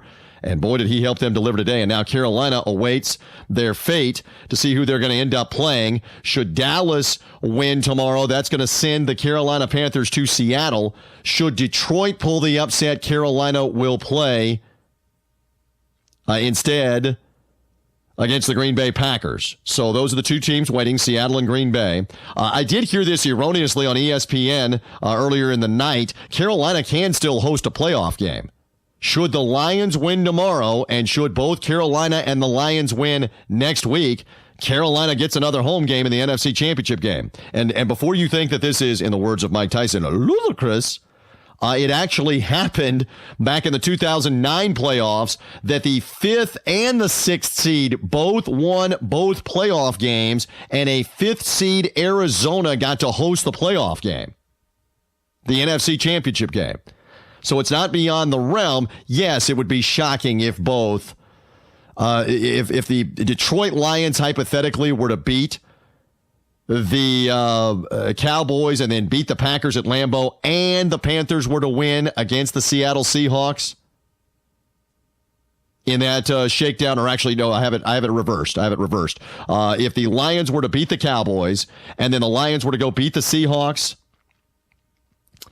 and then also get the other playoff win on the road, Carolina could still play at home. So they are not completely done until Dallas beats Detroit tomorrow, which I think will happen. And then in that case, the winner of the Cowboy matchup with the Packers would host the NFC Championship game if Seattle loses. If I didn't thoroughly confuse you, I think I confused myself with all of that.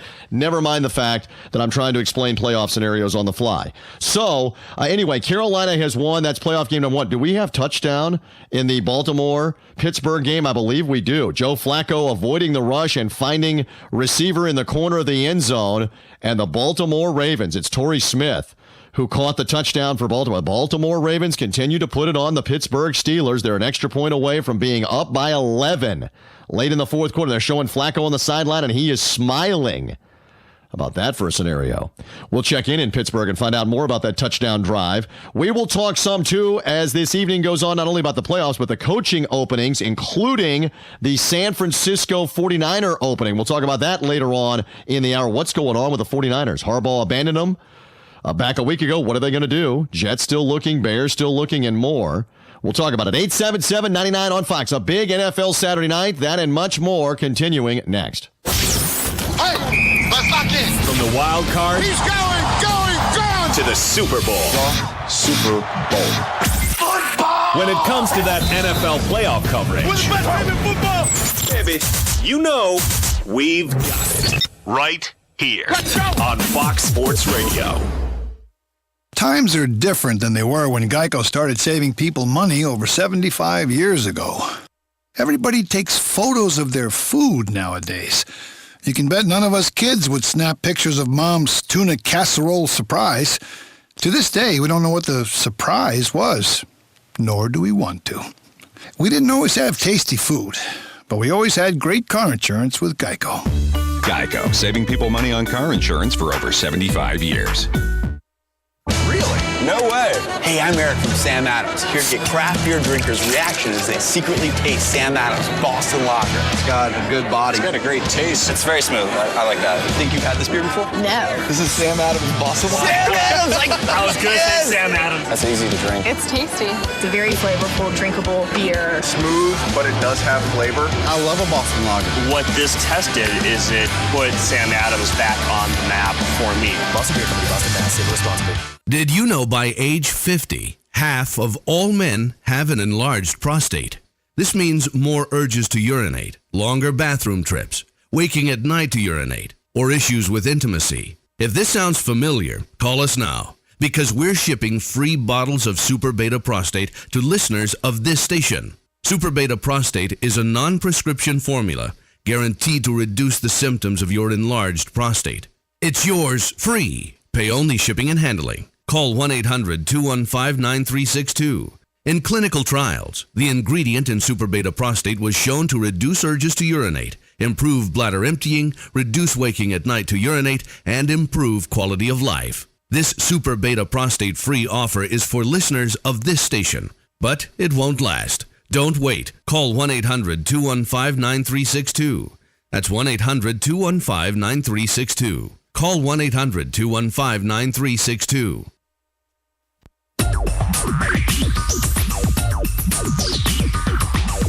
Whether you're building it up or knocking it down, get it done, rent it now. Sunbelt Rentals is here to make your job a little easier. Our knowledgeable staff will help you find the right equipment for any job, big or small. Did you know that Sunbelt Rentals carries heaters, air conditioners, generators, lighting, traffic control, and so much more? So whether you're building it up or knocking it down, we've got the equipment you need. Get it done, rent it now. And right now, for a limited time, you can have it for less. Just by mentioning this ad, if you rent it Friday afternoon, you can keep it the whole weekend and only pay for one day. And this is a limited time offer, so stop into Sunbelt Rentals today, Northwest 27th, just a quarter mile east of I-75. For more information, just give us a call, 352-369-9101. 352-369-9101. Sunbelt Rentals. Get it done, rent it now. 352-369-9101. Let's face it, nowadays it can be hard to find American-made products, and that's something that Cabinet Sales of North Florida is well aware of. That's why they're an authorized dealer of Wellborn Cabinetry, family-owned and American-made since 1961. Cabinet Sales of North Florida is your answer for complete turnkey kitchen remodels and whole house cabinetry. Their cabinets are finished with solvent-based enamels for a long-lasting finish that's second to none. Available in an incredible selection of door styles and colors to choose from to turn your dream kitchen into a reality. In-house design and drawing services are available. Come by and see our displays for yourself at the Floors of the Villages, 3935 County Road 216 in Oxford, or Exquisite Design Kitchen and Bath in Bellevue, right across the street from the Bellevue Library. So whether you're looking for bookcases, kitchen, bath, or outdoor kitchen, Cabinet Sales of North Florida is your one-stop source of quality cabinets. For a free estimate, call 352-427-2647. That's 352-427-2647. Cabinet Sales of North Florida. Are you tired of not using your home's outdoor space for entertaining or relaxation because of all the bugs and leaves? Consider adding a beautiful screen room or glass enclosure. We are Superior Aluminum and Design, a family-owned and operated business with 20 years experience in the aluminum industry, and we are accredited by the Better Business Bureau. If you appreciate superior workmanship, call Superior Aluminum and Design at 817-8058 or visit us on the web at superiораluminumdesign.com. One of the most common questions those nearing retirement are asking, will I outlive my money? Retirement questions like these and many more will be answered every Saturday morning at 9 a.m. on Planning for a Better and Safer Retirement with hosts Francois and Julian Pozenet. Francois and Julian will help you put your retirement puzzle together. Catch Planning for a Better and Safer Retirement Saturdays at 9 a.m. on Ocala's News Talk, The Source 96.3 FM and 1370 AM.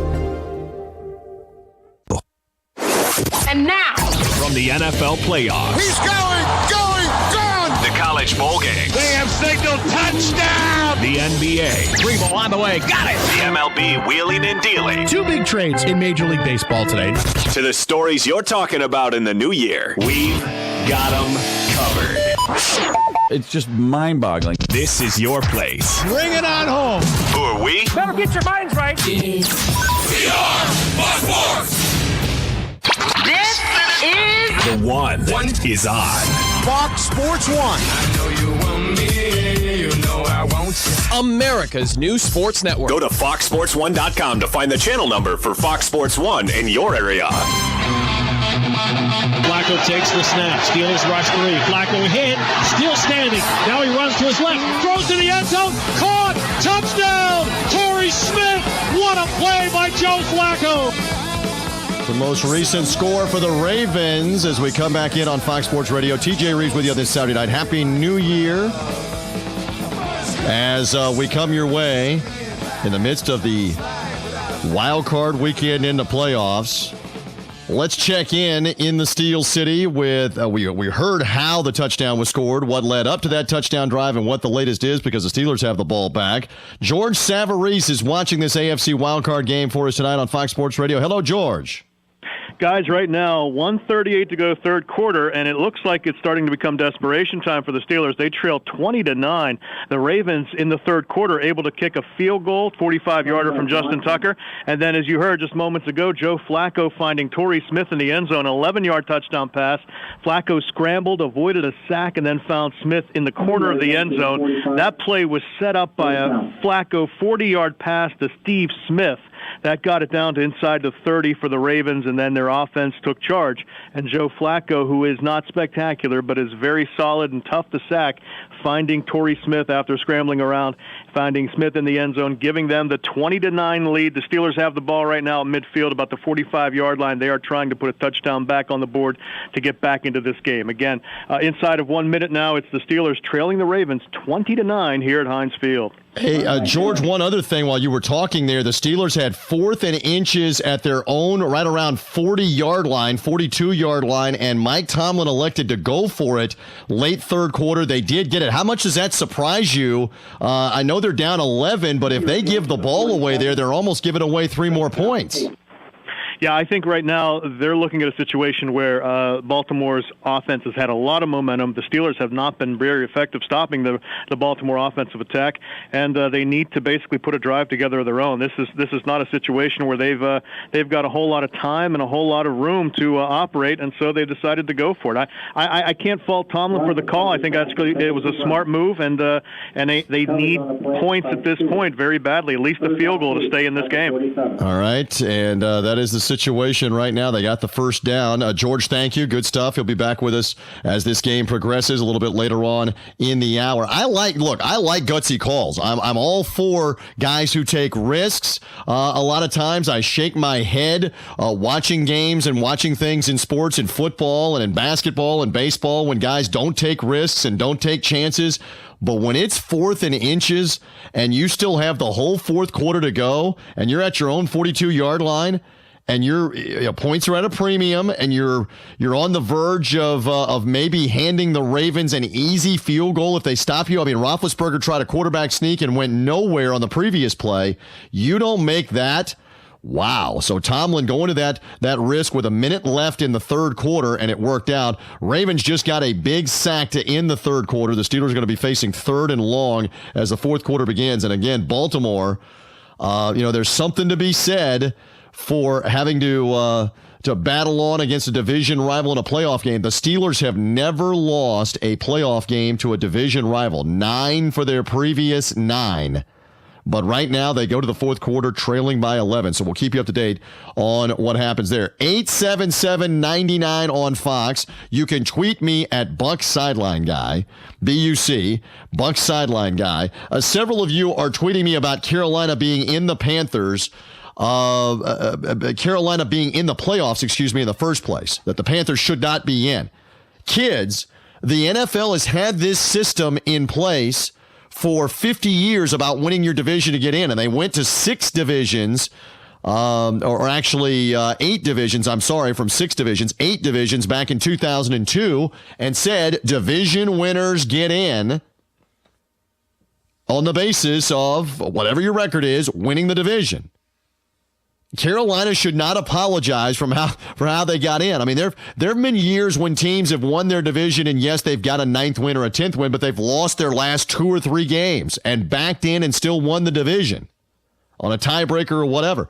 Carolina had to win each of their last 4 games. Essentially, their last 2 games with Cleveland at home and at Atlanta were playoff games. They knew that if they lost either one of them, they were likely eliminated. So Carolina's essentially been playing in the playoffs since late December, even before today.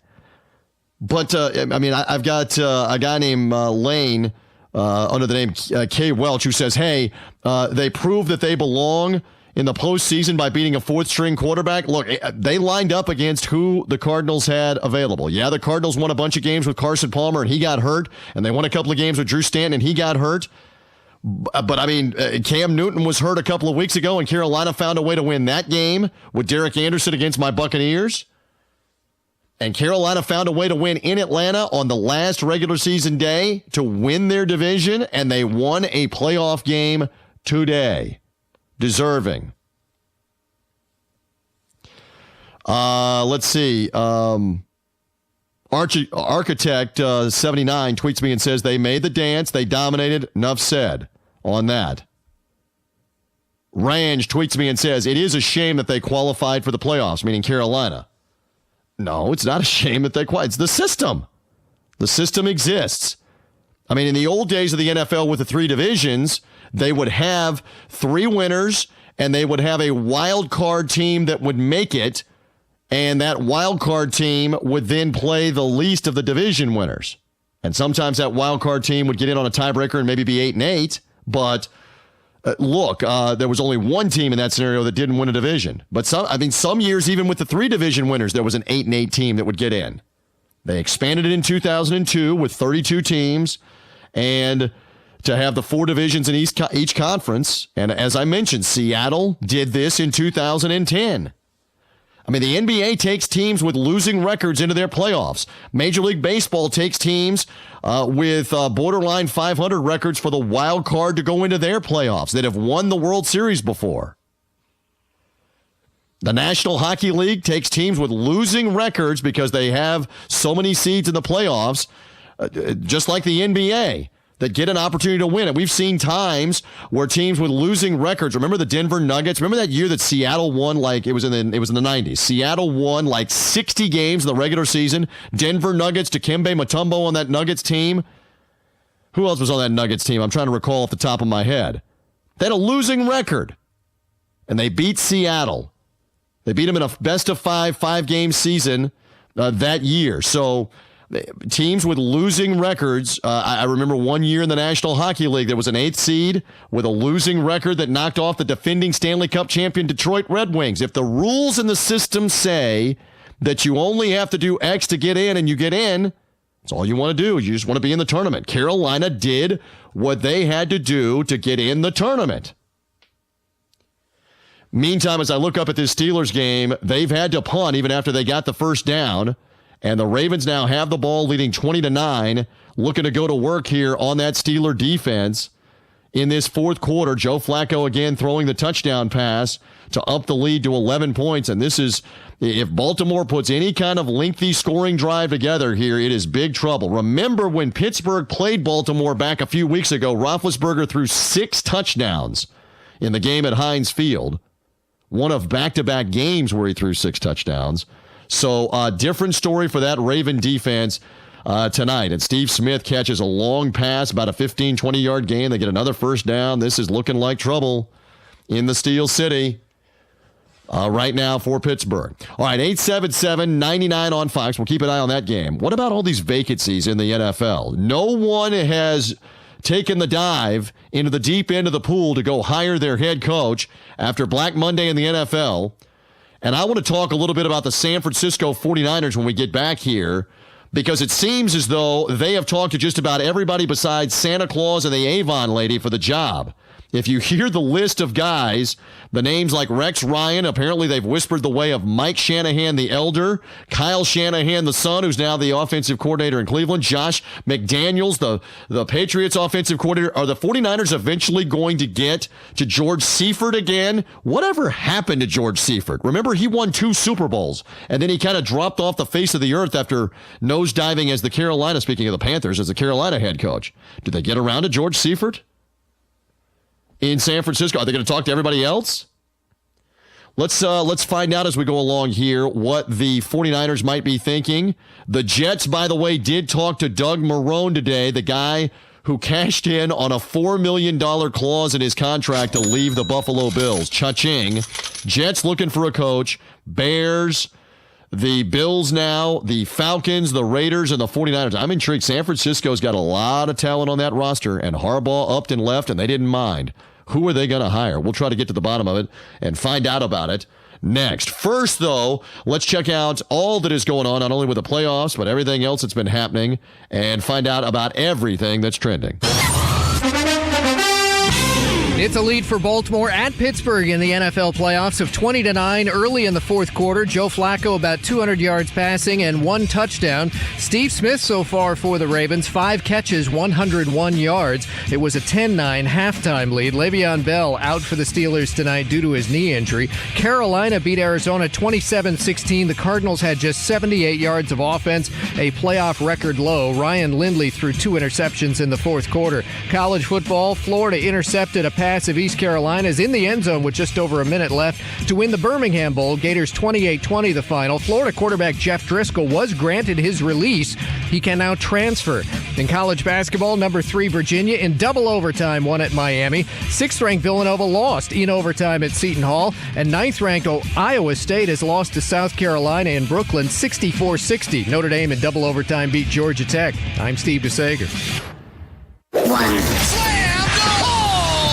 Y'all ready for this? Sunday on Fox Sports 1. In-state rivals square off as Arizona State heads down the road to Tucson to take on Arizona. Y'all ready for this? Coverage begins at 7 p.m. Eastern on Fox Sports 1.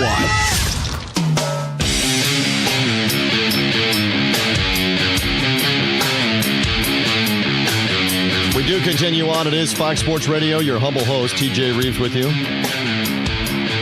Come back into the Geico FSR studios.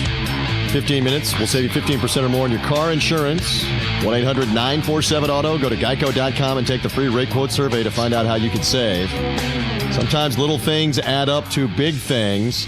Flacco was airing one deep for Baltimore, and Steve Smith Sr., veteran receiver, played defensive back and shoved the Pittsburgh defender and kept him from picking the ball off. It was going to be an arm punt. It was going to be a 30 or 40-yard interception down the field. But still, the Steelers don't get the interception, and the Ravens now are going to go for it at 4th down near midfield. We'll keep you up to date on what happens with Baltimore leading 20-9 in that playoff game. We come back in, and we go out to the Progressive Insurance Celebrity Hotline on the subject of NFL coach openings. The 49er job probably intrigues me more than all the rest of them, including Jets, including Bears, etc. No one yet has made a hire, although San Francisco appears to be flirting with a bunch of heavy names. And let's go out and talk with a guy that covers the 49ers for Comcast Sportsnet in the Bay Area. Matt Mayoko is with us here on Fox Sports Radio. Matt, I'm TJ. Thank you for doing this on a Saturday night. And I am intrigued when I'm hearing the names Rex Ryan and Mike Shanahan, and apparently, if it can be believed, Josh McDaniels, the offensive coordinator of the Patriots. There are a lot of big names being associated with this job, right? Yeah, there are. And the 49ers interviewed Adam Gase on Friday, also interviewed Mike Shanahan on that trip to Denver. Today they did interview Josh McDaniels. Tomorrow it's Rex Ryan. So they're going around, and what they're doing is, I'm not saying that those guys aren't top candidates. I think that they are. But one of the things that they're doing is they really want to go on a fact-finding mission and find out, what these prospective coaches have in mind for the 49ers. Well, what would the plan of attack be to turn the team around? Now, obviously, I think when you said that one of the more intriguing hires is the 49ers, and the reason for that, I'm assuming, is because the head coach didn't get fired for football reasons. Anytime a guy goes to the NFC Championship game 3 straight years, his 4th year is 8-8, you can pretty much rest assured that it's not football reasons why he's being let go. So, the question here, of course, is, well, if you're going to fire a successful coach like Jim Harbaugh, you better come up with somebody who's better. And, of course, we won't be able to find that out until that person gets in place and they coach a couple seasons. But I think that's why this job is probably attractive to a lot of coaches, because they know that there's a lot of talent on this team. It's very intriguing to me that you used the phrase, and I don't know if you realize you did it, that they fired Jim Harbaugh. Even though they've gone to great lengths to say that they didn't and that he left and it was amicable or whatever, it's almost as if they didn't want him back and he didn't want to be back, whatever you want to call it. This was one of the weirder things in the NFL in a long time, how this unraveled. What was it like being around this last weekend, covering that final regular season game as all of this officially unraveled, Matt? Yeah, and you're right to point that out. I mean, I guess officially, he was not fired. The term was mutually parted ways, but pretty clearly, Jim Harbaugh wanted to be with the 49ers, and the 49ers, it got to the point where they really didn't want Jim working for them anymore, and they got to the point where also the relationship between the 49ers and Harbaugh just wasn't going to work out, for either side at that point, because they weren't going to extend him. He was just finished the 4th year of a 5-year contract. But yeah, it was weird. From week 1 of the regular season, there became almost kind of a smear campaign against Jim Harbaugh. And I think it had an effect, big-time effect on the locker room. Certainly there were some guys who didn't necessarily see eye to eye with Harbaugh, but there were a lot of guys in the locker room who also supported him too. But it kind of unraveled. It's tough to figure out, chicken or the egg. Right. Did the season unravel because of all the dysfunction, or was the dysfunction a product of the losses that started to pile up and still pile up? 8-8. A lot of teams consider 8-8 a pretty good year. The 49ers aren't in that part of their franchise's arc right now where they do, coming off of the last 3 seasons. So, yeah, no, it was pretty odd, and we all knew, around the time when the 49ers, 3/4 of the way through the season, it was obvious that he wasn't coming back.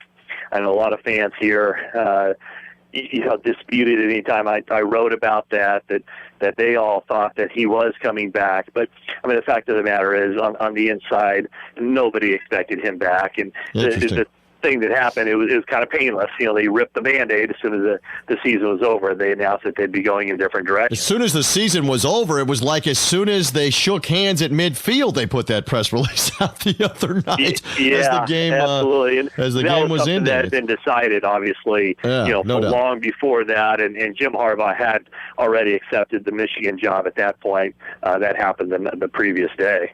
How about that? Again, Matt Mayoko is kind enough to be with us here for just a moment. Matt, bear with me. The Steelers got a fumble near midfield in their playoff game and have thrown a bomb for a touchdown to Antonio Brown that is under review. So Pittsburgh potentially two humongous plays. One has happened, and that is counted, and the other one may be about to count. So they may be about an extra point away from being only down 20-16 in the fourth quarter of this game. What a huge turn of events. We'll keep you up to date on the game. But I'm still intrigued by this 49er job, as I mentioned, and Matt Mayoko is with us here from Comcast Sportsnet Bay Area covering the 49ers. Here's something that I can't figure out. All right, if you knew last weekend that Harbaugh is out, and here we are 6 days later, you're the 49ers, sexy job, new stadium, a lot of talent on the team. How surprised are you that they don't have their guy right now? I mean, they've done their diligence. They've talked to a couple of people.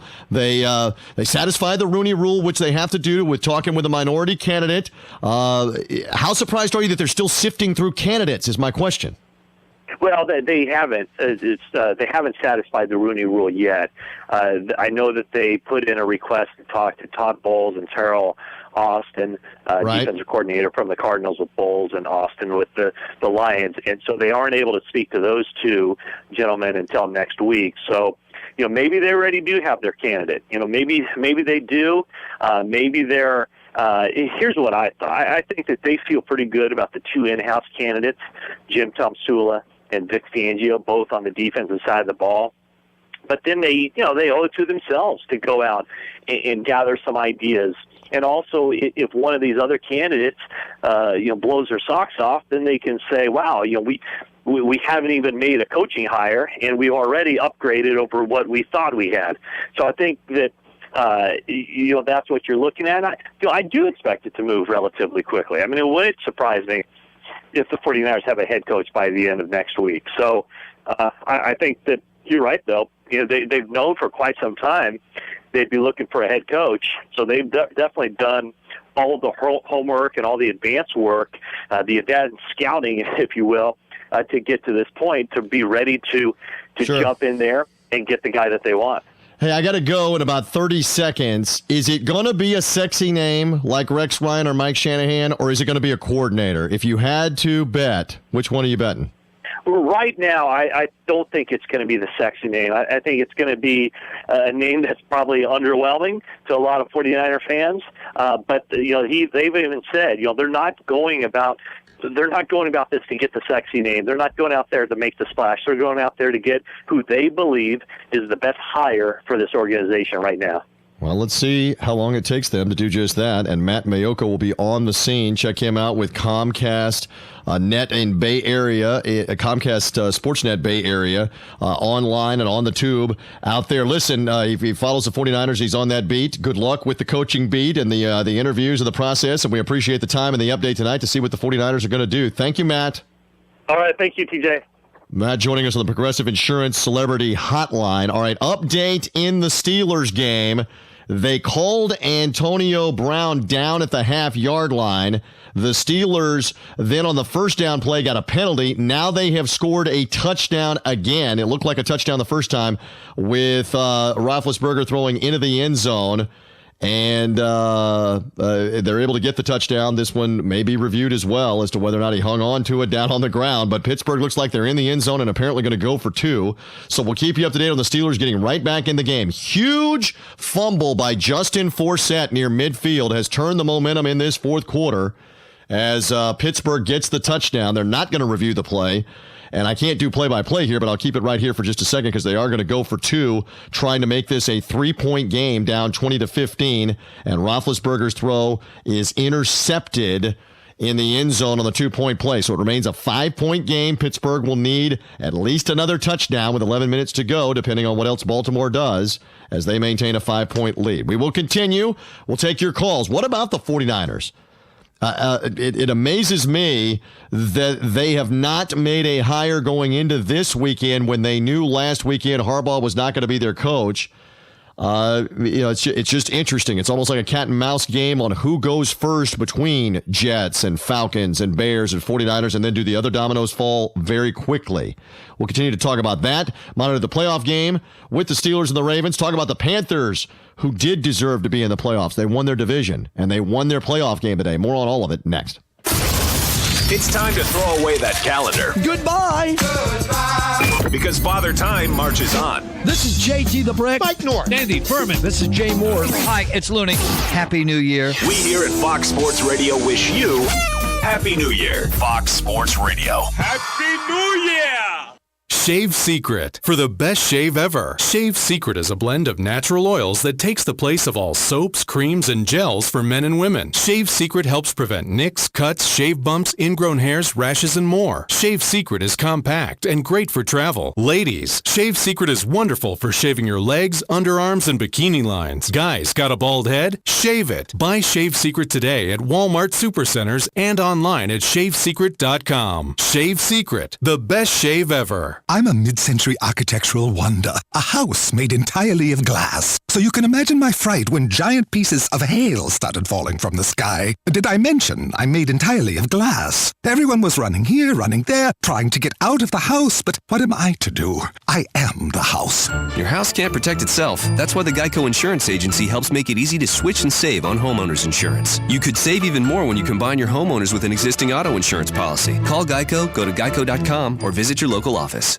Are you tired of not using your home's outdoor space for entertaining or relaxation because of all the bugs and leaves? Consider adding a beautiful screen room or glass enclosure. We are Superior Aluminum and Design, a family-owned and operated business with 20 years experience in the aluminum industry, and we are accredited by the Better Business Bureau. If you appreciate superior workmanship, call Superior Aluminum and Design at 817-8058 or visit us on the web at superiораluminumdesign.com. Here's what you may have missed on the John Tesh Radio Show. Do you need a quick energy boost? Massage your ears. It can reduce fatigue for 81% of women. Just because you're out of work doesn't mean you shouldn't have business cards. Don't make that mistake. What should you put on it if you're unemployed? Use your last job title.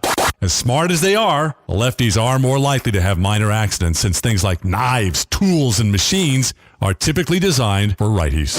Intelligence for your life on the John Tesh Radio Show. Don't miss this stuff. Come be swept away with medieval magic by volunteering at the 29th Annual Hogtown Medieval Fair on January 24th and 25th and January 30th through February 1st at the Alachua County Fairgrounds. Volunteers will take tickets, oversee exhibits, or provide breaks for the artists. Become a part of Gainesville's rich tradition of community service. Volunteers will receive a one-day pass. Applications can be downloaded at gvlculturalaffairs.org or call the City of Gainesville at 352-393-8536. We all know the importance of good health, but we may not know the latest advances in medicine that are available to us. Monday at 9 a.m., Bern Paraiso will be our roving medical reporter to tell us about Seven Hill Gastroenterology PA and Dr. Reddy. We'll discuss screening, techniques, and more. So tune in and listen. This is more than news you can use. It's news that could save your life. That's Monday at 9:05 a.m. Hi, Danny Werfel here. Get moving with Florida Credit Union's fast and easy loan approval process. Let Florida Credit Union start up a new car loan for you today. No more waiting, hassles, or stop signs. You can even apply online. With a strong financial team behind you, you can enjoy great rates and fast approvals. It's all about personalized service and a streamlined process. Florida Credit Union, connecting your money to your life. Real estate is the largest and most personal investment that any of us will ever make. Be sure to tune in Tuesdays at 10 a.m. when Bob Kennedy, owner of Berkshire Hathaway Home Team Realty, will be answering your questions and discussing real estate. So remember, that's Tuesdays at 10 a.m. Call 622-9622 with your questions. It pays to be an informed buyer or seller. This is news you can use from Berkshire Hathaway Home Team Realty and your friends here at WOCA. The Ocala Civic Theater presents Sleuth. The mystery is in the wits of the two young rivals that battle each other to commit the perfect crime. Predator becomes prey, and this diabolical thriller blends danger and dark humor. The tension builds with every riveting plot twist and illusion. Sleuth at the Ocala Civic Theater on stage January 8th to January 18th. Call the box office at 352-236-2274. You've got a garden and we've got a show for you called You've Got a Garden with your host, Master Gardener Carol Ann Baldwin. Carol Ann answers your questions about your flowers, your veggies, your grass, your trees, even questions about your bugs. And she's only on WOCA, so don't miss Carol Ann Baldwin and You've Got a Garden each Tuesday from 9 a.m. to 10 a.m. right here on WOCA The Source. Child Help and the Ad Council. You ever find yourself getting caught on the job listening to us? Don't get fired. Just podcast it. Podcast it. Yeah! This is pretty much what the internet was designed for. I don't know about that. All of your favorite hours are located at foxsportsradio.com. This is the madness and the fun you can expect on the podcast. Just click and listen.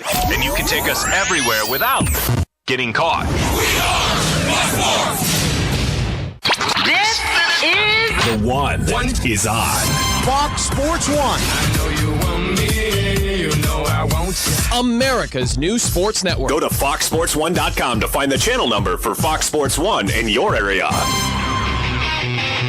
First and goal at the 6. And under center, one back look. Back throws it to the near side end zone. And that's pulled in by Martavis Bryant for the touchdown on Rodarius Webb.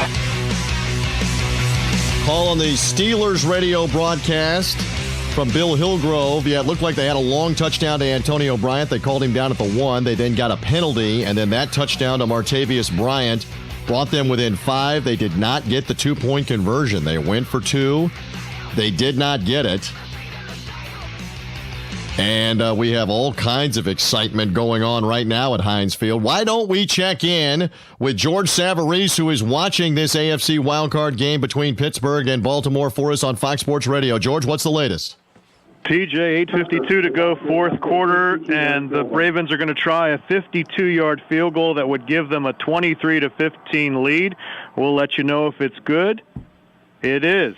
And they take a 23-15 lead on a 52-yard Justin Tucker field goal. The Ravens almost had a touchdown, but unable to get his feet in bounds was Torrey Smith, but they come right back. 52 yards. The field goal is good, and the Ravens are now back up on top of the Steelers by a touchdown and one. 23-15, they lead. 8:47 to go. Fourth quarter here at Heinz Field. Hey, George, for 1 second, the game really turned for a moment momentum-wise. The Ravens had the ball near midfield with an 11-point lead, and Justin Forsett fumbled, and the very next play, Big Ben went up top for the long pass, and that really seemed to swing the momentum for Pittsburgh, but now Baltimore's gotten it right back by going down the field, killing some clock, and getting 3 points, right? Absolutely right. Well, what happened was that when Roethlisberger found Antonio Brown down to the 1-yard line and then Martavis Bryant in the end zone, it was a 20-15 ball game. A 2-point conversion pass failed. The Ravens defense came up big on the 2-point conversion, and then just as it looked like the crowd was really alive here at Heinz Field and the Steelers were getting the momentum, on a 3rd and 15, Joe Flacco found tight end Owen Daniels, picked up 22 yards in the first down, and it just deflated the whole stadium for the Pittsburgh Steelers, and that key third down was why they were able to basically have a chance to tack on another 3 points. And Justin Tucker, a 52-yard field goal, and that is enormous right now as they go up by 8 points, 8:45 on the clock. Still here to go at the long way to go. It's becoming a memorable game. Sure, a long way to go. George, thank you, and he'll be back with us in the next hour as he continues to watch this game. But, yeah, there's a ton of time left with almost 9 minutes to go. I thought it was interesting as we move on here on sports on Fox Sports Radio. Steve DeSager is standing by in Los Angeles. And, Steve, I keep talking about like I'm some coach, like I'm some great strategist here. I thought it was way too early to go for 2 back there with 12 or 13 minutes to go in the game, in a one-score game, because you don't want to give away points and And now you look at this situation where a few minutes later the Ravens get a field goal. Now if the Steelers score a touchdown, they not only have to have the touchdown, they have to have the 2 to tie the game because they went for 2 instead of the almost automatic extra point with 11 minutes to go. So I look at that with Mike Tomlin going for 2 early fourth quarter, the same as when they went for it on fourth down on the second half as well. He's looked at a team at the time they went for it on fourth down. They hadn't scored a touchdown yet tonight, and he was down 20-9. I think he was looking at his team saying, I don't know if we can score 2 touchdowns in the fourth quarter. So they went for it. And here to try and get within 3, and you did have a field goal kicker in Sean Sweetsman of Pittsburgh who was 3 for 3 on field goals, including 45 and 47 yards in the first half.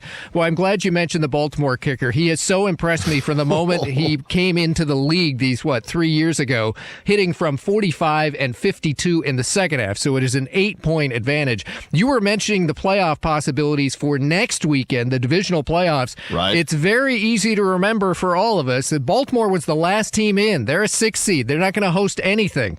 If Baltimore wins tonight, they're going to have to play at number 1 seed New England. That would be next Saturday afternoon. In the NFC, if 6th seed Detroit actually pulls off the win at Dallas, that's on Fox TV tomorrow afternoon, then Detroit will have to go to 1 seed Seattle, and that will be next Saturday night. Seattle hosting on Fox TV next Saturday. We'll have that one right here while we're yapping and talking it all up about the NFL playoffs, and this show is going on. There will be that game that the Seahawks already know they're playing. It's interesting the NFL has gone to that the last couple of years where they've gone ahead and said, hey, it's a TV world, and here are the matchups we want on TV and where we want them, even with the teams with the buys, so that those teams know for travel purposes and whatever. Well, obviously they're at home, but the teams that are playing them know for travel purposes it's a Saturday the next week. Fans for ticket purposes. That's right. Yeah. So they sort all of that out. I do find it interesting that we were talking about Jim Harbaugh in the last segment.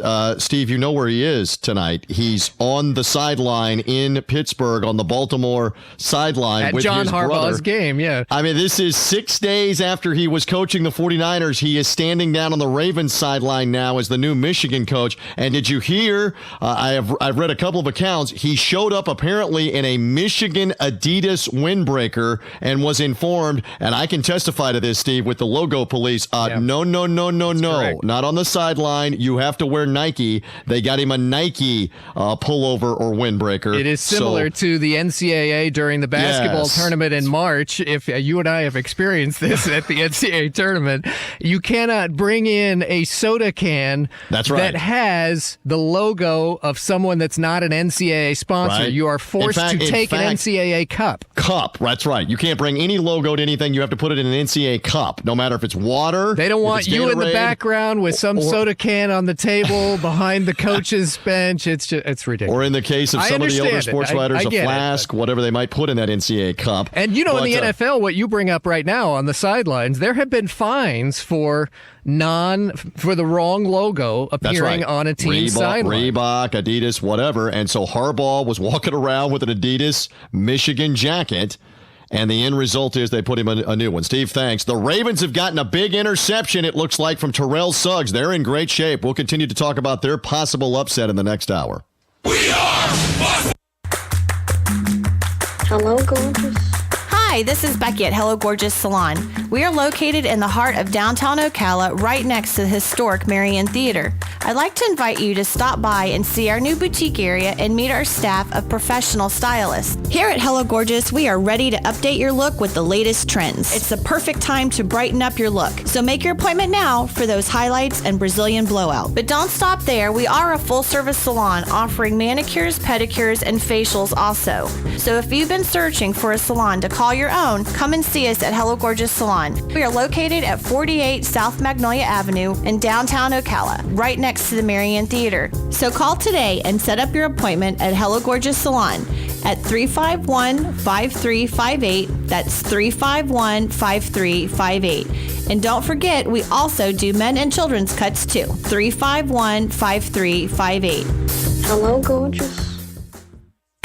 Hey, I'm Gary. And I'm Eric. Did you know that Red Eye Radio is on WOCA The Source every night from 2 to 6 a.m. and it's live? That's right. No tape shows here. We know that the news doesn't sleep. And neither do we. So we're here with you live from 2 till 6 a.m. every weekday. Call us 866-90-RED-EYE. So join me, Gary McNamara. And me, Eric Harley, every weeknight to discuss the latest in news and entertainment. Right here on WOCA The Source. Hey, Matt, I know Sunrise Automotive does auto stuff, but I need some tires for my truck. Can you recommend someone? Yes, I can. We do that. No, I mean, I need them installed and balanced and all that. Yep, we do that. Well, my son needed his windows tinted. Yep, we do that. I need my seat replaced. Yep, we do that too. I need a new roof line, and a new spoiler, and a new trunk. We can even do that too. Okay, I get it. I suppose you can also do a radio show too, huh? Well, as a matter of fact, join me every Monday at 10 for auto repair with personal care here on The Source. Of course you do. Good credits, bad credits. It's none of our business because we're not an auto dealer. We're not a bank. We're not your mother. We're OcalaForSale.com. Marion County's marketplace for cars, trucks, and SUVs. We've got thousands of sellers standing by to take your call. No middleman. But hurry, don't walk, don't run. Just sit down and log on to OcalaForSale.com. Prices and inventory change daily. Offer does not include dealer upcharge. Undercutting, rust-proofing, factory surcharge, or delivery fee. See website for details. Do you have areas that have started sagging or drooping? Is what you're looking at not quite the same as it was years ago? Are there enhancements you've been putting off? Is there serious damage you need fixed? Then call on us, Damage Control Services, when your roof is sagging and the drywall is drooping after a storm, or your home just needs some enhancements. From damage repairs to new construction, Damage Control Services is here to help.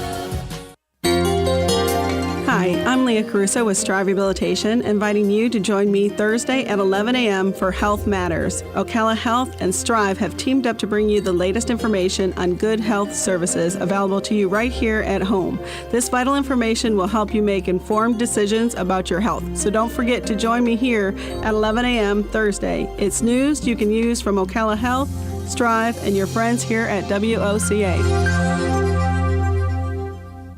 Your home is safe, or is it? AA Lock, Dock, and Security. The name has been a staple in Ocala since 1985. Do you have the right equipment in place to have peace of mind when you are at home or away?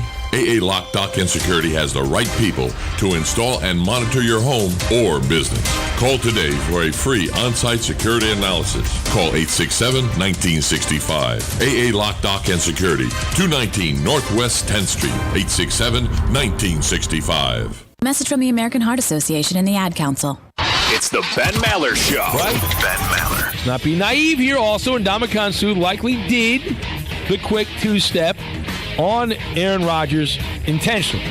But proving that intent is impossible. It's also, and this is very important, three words, no big deal. It is no big deal. We have a generation of football fans who have been raised in this kinder, gentler, some would say soft mentality. Aaron Rodgers didn't even scream and roll around in pain. Now, the bottom line here, rather than calling Ndamukong Suh names and picking on him, let's be real. Aaron Rodgers had an injured calf, and Ndamukong Suh was trying to get a competitive advantage. The Ben Maller Show. Overnights will never be the same. I couldn't go to sleep. I didn't want to miss anything. Weeknights, 2 a.m. Eastern, 11 p.m. Pacific. Broadcasting from the Paddock Mall Studios, this is WOCA, Ocala, Gainesville, The Villages, 1370 AM, 96.3 FM, The Source.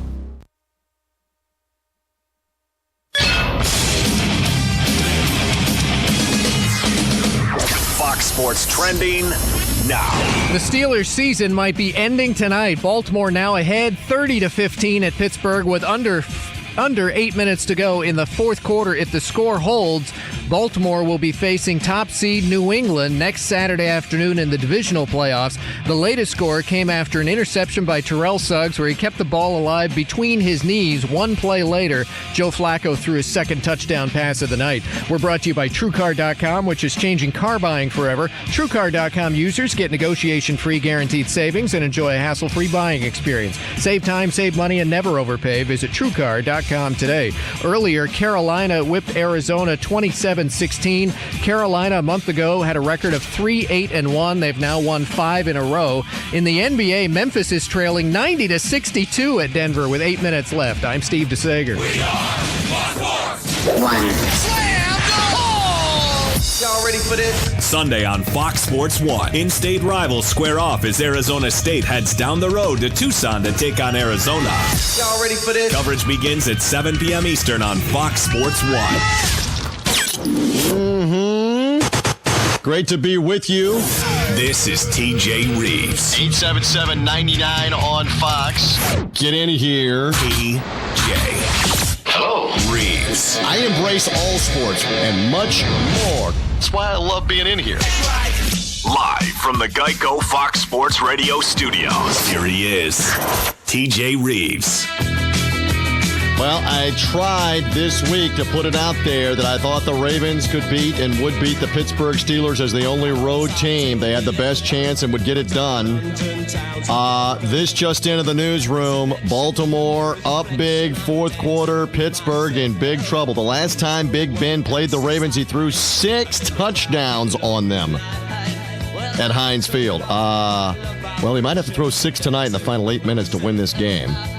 Baltimore maintains the lead. Welcome in. It's another hour on Fox Sports Radio. Playoff weekend underway in the NFL. We're talking all about that. We've got our eyes on other things, yes. College football playoff will be coming a week from Monday. We've talked out the last couple of nights, the Ohio State and Oregon wins, and the SEC going down the toilet in the span of 2 days, Thursday and Friday. Or actually Wednesday and Thursday, all of my days running together. So we've talked up some college football. We got the college hoops. The NBA's going on. LeBron is sidelined. Kevin Durant is back. But the NFL playoffs, they are king. We come back in, by the way, to the Geico FSR studios. 15 minutes will save you 15% or more on your car insurance. Go to geico.com for the free rate quote survey. Did I say NFL playoffs? Maestro, get us in the mood again for another hour here as this game is unfolding in Baltimore. I want to talk first, though, about the game earlier today in case you missed it. You've been out and about. In my case, earlier today, I must confess I missed the first quarter of Panthers and Cardinals because my family, including the gorgeous 6-year-old twin girls, we were at the circus, literally. Yes. Yeah, we were. So anyway, I had to catch up on this, on the NFL and on the playoffs and the wild card weekend. And catch up on the Carolina Panthers. Only 7 wins, but they did win the last 4 games of the regular season. They won their division. Said all week, dangerous team, especially with that D. Well, here are the Panthers' second half, finding one of their playmakers, little running back Fozzie Whitaker. Here you go. Fozzie Whitaker sets up on his right, 4 in the pattern. Newton swing pass out of the backfield, right. Fozzie Whitaker back toward the middle of the field to the 40, the 35, raking tackles. It's got potential. 20, left side, 15, 10, 5, touchdown. Carolina leads. That is Mick Mixon on the Carolina Panther radio call as they took the lead there. Then Ted Ginn fumbled the kickoff for Arizona. Carolina got it. They scored a couple of plays later. So now they're up by 2 scores. Then the Cardinals got a big turnover themselves. Looked like they might get back in the game. One of the most unheralded, big-time defensive players in the NFL is Luke Kuechly, the Panther middle linebacker. He came up large in the fourth quarter, down near his own goal line. Cardinals with a first and goal on the 8. Lindley under center. Takes the snap. Play fake. In trouble. Throws to the right, and he throws an interception. You got to be kidding me. He threw it right to Luke Kuechly at the 4-yard line. An absolute killer. If you couldn't tell, it's Dave Pasch calling things on the Cardinals radio broadcast. Kuechly later deflected another ball when the Cardinals had driven into scoring territory, and a teammate picked it off to help ice the game. 27-16, Carolina. 7 wins or not, they got in the playoffs. And today they won an NFC wildcard weekend playoff game. They move on. They await to find out, are they playing Seattle? If the Dallas Cowboys win tomorrow, they're playing Seattle. If the Lions win tomorrow, the Lions will go to Seattle, and Carolina will go to Green Bay. So that's the story in the early game. What's the story tonight? The story tonight is the Baltimore Ravens. Here's the latest touchdown just a little while ago for Baltimore in this matchup at Pittsburgh. They were already leading 23-15. They got a turnover, and they got more. 1st and 10 Ravens at the Steelers' 21. Play action. Flacco rolls to the right. He's got all kind of room. He throws complete. inside the 10, to the 5, into the touchdown, Crockett Gilmore. Boy, tremendous play call by Gary Kubiak. Gilmore, the tight end, was wide open. And the Baltimore Ravens, as we speaketh, with 6 minutes to go in the game, lead 30-15 over the Pittsburgh Steelers. Game is not over. Pittsburgh can score twice. They will have to have a 2-point conversion. They have 3 timeouts in the 2-minute warning. They are at home. And now Big Ben is running around, scrambling for dear life. He picks up a first down and more. So this game is not over as of yet, but Baltimore's played a whale of a game for 3.5 quarters to maintain the lead. Can they hang on and upset the Steelers? You know, a year ago, there were 3 road teams that won on the wild card weekend. So it's not far-fetched that somebody's going to get it done, and I believed all week that Baltimore would be that team over Arizona or Cincinnati or Detroit. So we'll continue to watch this, monitor it. We'll check in Pittsburgh in the next segment, 877-99 on Fox. And you can tweet me as we kind of watch this game as it unfolds, react to it, react to the Carolina win earlier. If you're just coming in this hour, I was getting some flack on Twitter, more so than anything, about saying that the Panthers were a deserving playoff team. They are a deserving playoff team. The rules are such that if you get in by winning your division, no matter what your record is, that's how it's set up. And Carolina validated that they're a playoff-worthy team who had won their last 4 games of the regular season to win the division by winning today. So we can debate that as we go as well. 877-99 on Fox.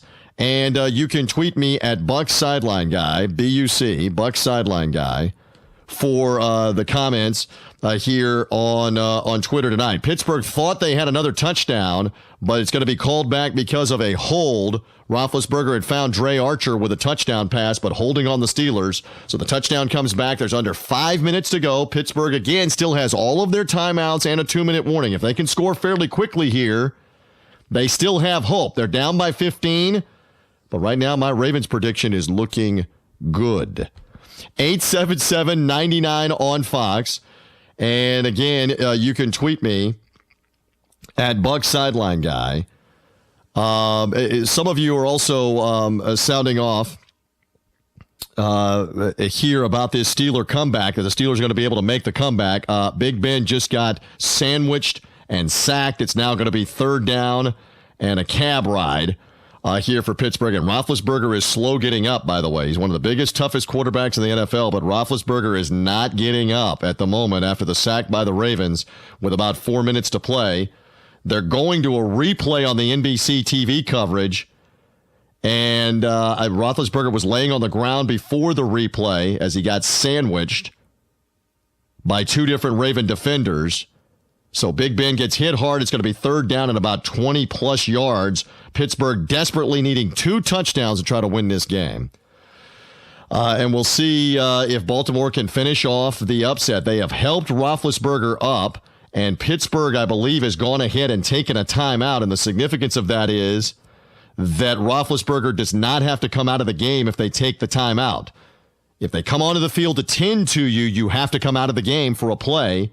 Roethlisberger's going to come to the sideline anyway after the timeout here, I think, but they do have the option to put him back in. Couldn't tell on the replay if it's his legs or his shoulder or what the deal is. I'll call in Steve DeSager, who's watching things with me in Los Angeles, even though I can't see him. Steve, I can't tell on the replay if it's right shoulder, if it's his legs. Maybe his back as he twisted down. He's definitely in pain on the ground, but he's not holding anything. He wasn't holding his shoulder, wasn't holding his legs. They've helped him off the field. They've called the timeout. But I don't know that he can come back in here on this last series. In fact, they're going to put Bruce Gradkowski in, the backup quarterback. For a 3rd and very long. Wow. Gradkowski, who is a former Buccaneer, a former Raider, a former Cleveland Brown, and he's been the backup in Pittsburgh the last couple of years, will now, at least for the moment, be the quarterback trying to lead them down by 15. Huge moment for the Steelers, to say the least, to lose Big Ben here. In Baltimore on the verge, if they get this stop, of pulling the upset this here is, in the playoffs. TJ, reminded me of years ago, maybe 7 years ago, a playoff game that had Jacksonville at Pittsburgh. And as the night was going on, you kind of thought, Pittsburgh doesn't look like they're going to win. This is a home playoff game, and it doesn't look like it. And constantly the visitor was doing things showing you why they were going to win. And that's how Baltimore has looked in this game. 30-15 up with about 4 minutes left. Now, Gradkowski just completed a long pass to Heath Miller that got about 20 yards, got him down to about the 2-yard line, and Miller got his bell rung, and they're going to help him off the field. 4th and 3 coming up. And the significance, again, they don't want to take a timeout because they need their timeouts, but Miller has to leave the game. And boy, that was helmet-to-helmet contact.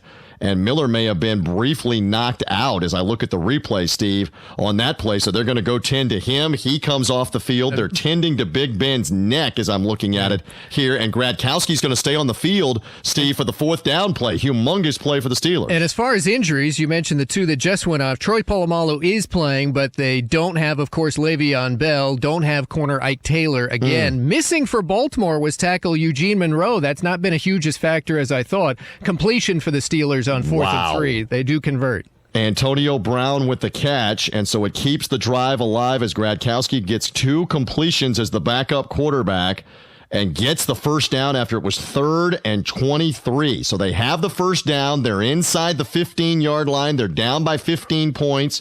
And they don't want to burn another timeout here because basically that puts them in a crippling situation to stop the clock any way, shape, or form if they have to keep using their timeouts on this offensive possession. But Pittsburgh's biggest goal is get in the end zone as quick as they can with 3 minutes left. I mean, Baltimore's virtually got this game won. Yeah, they're going to need to give up two touchdowns in the last 3 minutes to the Steelers and give up 1 or 2 2-point conversions. There's an incompletion in the end zone by Pittsburgh. It's a 15-point lead with 3:04 to go for Baltimore on the road. Well, Gradkowski laid in a beautiful throw to Martavius Bryant, the big lanky receiver, and a Baltimore safety came over and popped him to keep him from coming down with a ball and a potential tying or a potential big touchdown for Pittsburgh. What a game down the stretch. And the Ravens have outplayed the Steelers. I mean, that's what this comes down to. Can they finish it off? Big Ben back in the game, by the way, now for the 2nd down play. Now, they were checking his neck, I think, Steve, yes, but obviously they've cleared him and put him back in the game. For a 2nd and 10, he's coming in. Ball inside the 15 of Baltimore. Neither team has been able to run well tonight. The Steelers don't have anybody who's rushed for more than 25 yards. Baltimore doesn't have anybody who's rushed for 35. And Big Ben throws the killer interception coming back in the game after injury. He had been out for 3 plays, comes back in, lobs in the corner of the end zone. The Ravens pick it off, and that is going to be curtains for the Pittsburgh Steelers. In the words of the country music star Toby Keith, how do you like me now with my Ravens pick from earlier in the week? Double teamed, intended for Brown. Wow. So an interception for the Ravens is going to ice this game as they lead 30-15. They're going to run the clock down. And big night for the Baltimore Ravens. Another road playoff win for Joe Flacco. There you go. More on this upset. Let's go. 877-99 on Fox. We'll continue to talk it up. Tweet me at Bucks Sideline Guy. The Ravens have knocked out the Steelers. Well, it's not official, but they're up 15 with 2 minutes left. More on it next. Your NFL playoffs. In the end zone, it was hard. It's a touchdown! Yeah, they're slapping you in the face. From the AFC to the NFC. 65 yards! That's an exclamation point! It's the coverage you count on. Right here on Fox Sports Radio. Arnie Spanier here. TrueCar.com is changing car buying forever. Yes, every day TrueCar users receive negotiation-free, guaranteed savings. In the first 6 months of this year, over 275,000 cars were sold by the TrueCar Certified Dealer Network. TrueCar users save an average of $3,221 off MSRP. When you're ready to buy a car, just follow these 3 easy steps. Go to TrueCar.com and find out what other people paid for the car that you're looking for. Then register at TrueCar.com to see upfront pricing information and lock in your savings. Third step is simple. Just print out your TrueCar savings certificate and take it to the TrueCar certified dealer for a better, hassle-free car buying experience. TrueCar.com analyzes what people are paying for their car in your market and shares it with consumers so they never have to overpay. Every day, TrueCar users receive negotiation-free guaranteed savings. Save time, save money, and never overpay. Visit TrueCar.com today. 2 little tablets is all it takes to make your thin hair feel and look thicker and fuller. Guaranteed. Viviscal is the #1 drug-free hair growth supplement in the U.S., with 1 box being sold every minute globally. It's clinically researched to promote existing hair growth for men and women, and now a 90-day supply of Viviscal is offered in your area risk-free plus free shipping. Call 800-884-1759. Viviscal nourishes thinning hair from within. You'll love your hair growth results, guaranteed. Viviscal is so effective, it's recommended by top doctors. Here's Dr. Grant Stevens, board-certified plastic surgeon. I feel confident recommending Viviscal to women with hair loss, thinning hair, or even dry or brittle hair. It's 100% drug-free, and it's backed by years of clinical research. Want to try Viviscal? Every listener that calls now gets a 90-day risk-free supply plus free shipping. Call now, 800-884-1759. 800-884-1759. That's 800-884-1759. Howdy, folks. RL here for Dairy Queen, wishing you everyone a happy New Year. And to start it off right, you need a hot, juicy, char-grilled bacon cheeseburger, fried drink, and a sundae for just $5. Or try our famous chicken strips or wraps. Nobody offers all this quality and value but Dairy Queen. And this offer's good till 4 p.m. every day at Dairy Queen, Silver Springs, where we always treat you like kings and queens. Well, the holiday rush is over, and it's time to return the ties, the knitted sweaters, and those presents that didn't quite make the nice list. And go try something you've always wanted to, like learning to fly. At Ocala Aviation, they make it fun and easy, and you can start by taking one of their Discovery flights. For only $99, you get to go up in the airplane with an FAA-certified flight instructor and actually fly the plane yourself. It's a perfect way to see if flying is for you. And once you get that ultimate feeling of freedom, Ocala Aviation can train you to get your pilot's license. Ocala Aviation also offers commercial flight training for those looking to make a career change and enter the world of commercial aviation. Ocala Aviation is conveniently located at the Ocala International Airport. So if you're ready to start your adventure, stop by or give them a call today. 861-7484. That's 861-7484. You'll be glad you did. I know I am. Ocala Aviation. Your adventure starts here. Get it for less at the DIY Home Center outlet. Get top quality real wood cabinets the same or less than the big box stores are selling the cheap stuff. And that's not all. Drywall screws big box stores are $6.47 a pound. At DIY, only $4.99. Plus, DIY has the largest selection of mobile home parts and accessories anywhere. From carpet to doors, get the DIY supplies you need for less. The DIY Home Center outlet. We are your building material closeout store. 2191 Northwest 10th Street, just 2 miles east of I-75. Hi, my name is Dr. Erica Olstein with A Better You Healthcare Acupuncture and Eastern Medicine. As primary care physicians, we use acupuncture to treat back pain, arthritis, migraines, allergies, high blood pressure, thyroid disorders, hormone imbalances, stress, and more using all natural medical therapies. We treat the source of your problems, not just your symptoms. For more information, go to abetteryouhealthcare.com or call today to set up your appointment. 352-615-5566.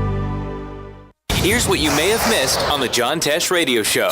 Do you need a quick energy boost? Massage your ears. It can reduce fatigue for 81% of women. Just because you're out of work doesn't mean you shouldn't have business cards. Don't make that mistake. What should you put on it if you're unemployed? Use your last job title. As smart as they are, lefties are more likely to have minor accidents since things like knives, tools, and machines are typically designed for righties. Intelligence for your life on the John Tesh Radio Show. Don't miss this stuff. Pay attention, stupids. When you need us, you got us. Oh my God, we hit the mother load.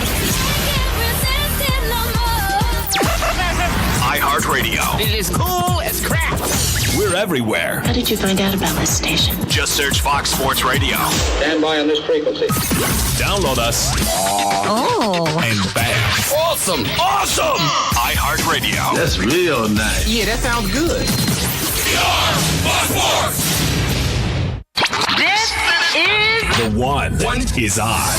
Fox Sports 1. I know you want me. You know I want you. America's new sports network. Go to foxsports1.com to find the channel number for Fox Sports 1 in your area. Second down and 10. Roethlisberger looking to throw out of the shotgun. Steps up. Fires in the back of the end zone. Intercepted. It's picked off in the back of the end zone. Darian Stewart with the pick. And the Ravens, with 2:57 left to play, have control of their playoff destiny. It's Jerry Sandusky on the Ravens radio broadcast again. Well, here's the latest as we come back in on Fox Sports Radio. TJ Reeves with you. The Ravens were unable to run very much clock. Steelers took their timeouts, and then the Ravens got a punt blocked, which, very nice. Brothers Gibb for the Steelers, which could have been a touchdown, but the ball went all the way out of the back of the end zone. Now the Ravens have exercised the free kick. The Steelers have the ball once more, down by 13 with 1:50 left, and Ben Roethlisberger, who got knocked around earlier, is back in there trying to wing the ball down the field. So Brothers Gibb appropriate in this segment, staying alive.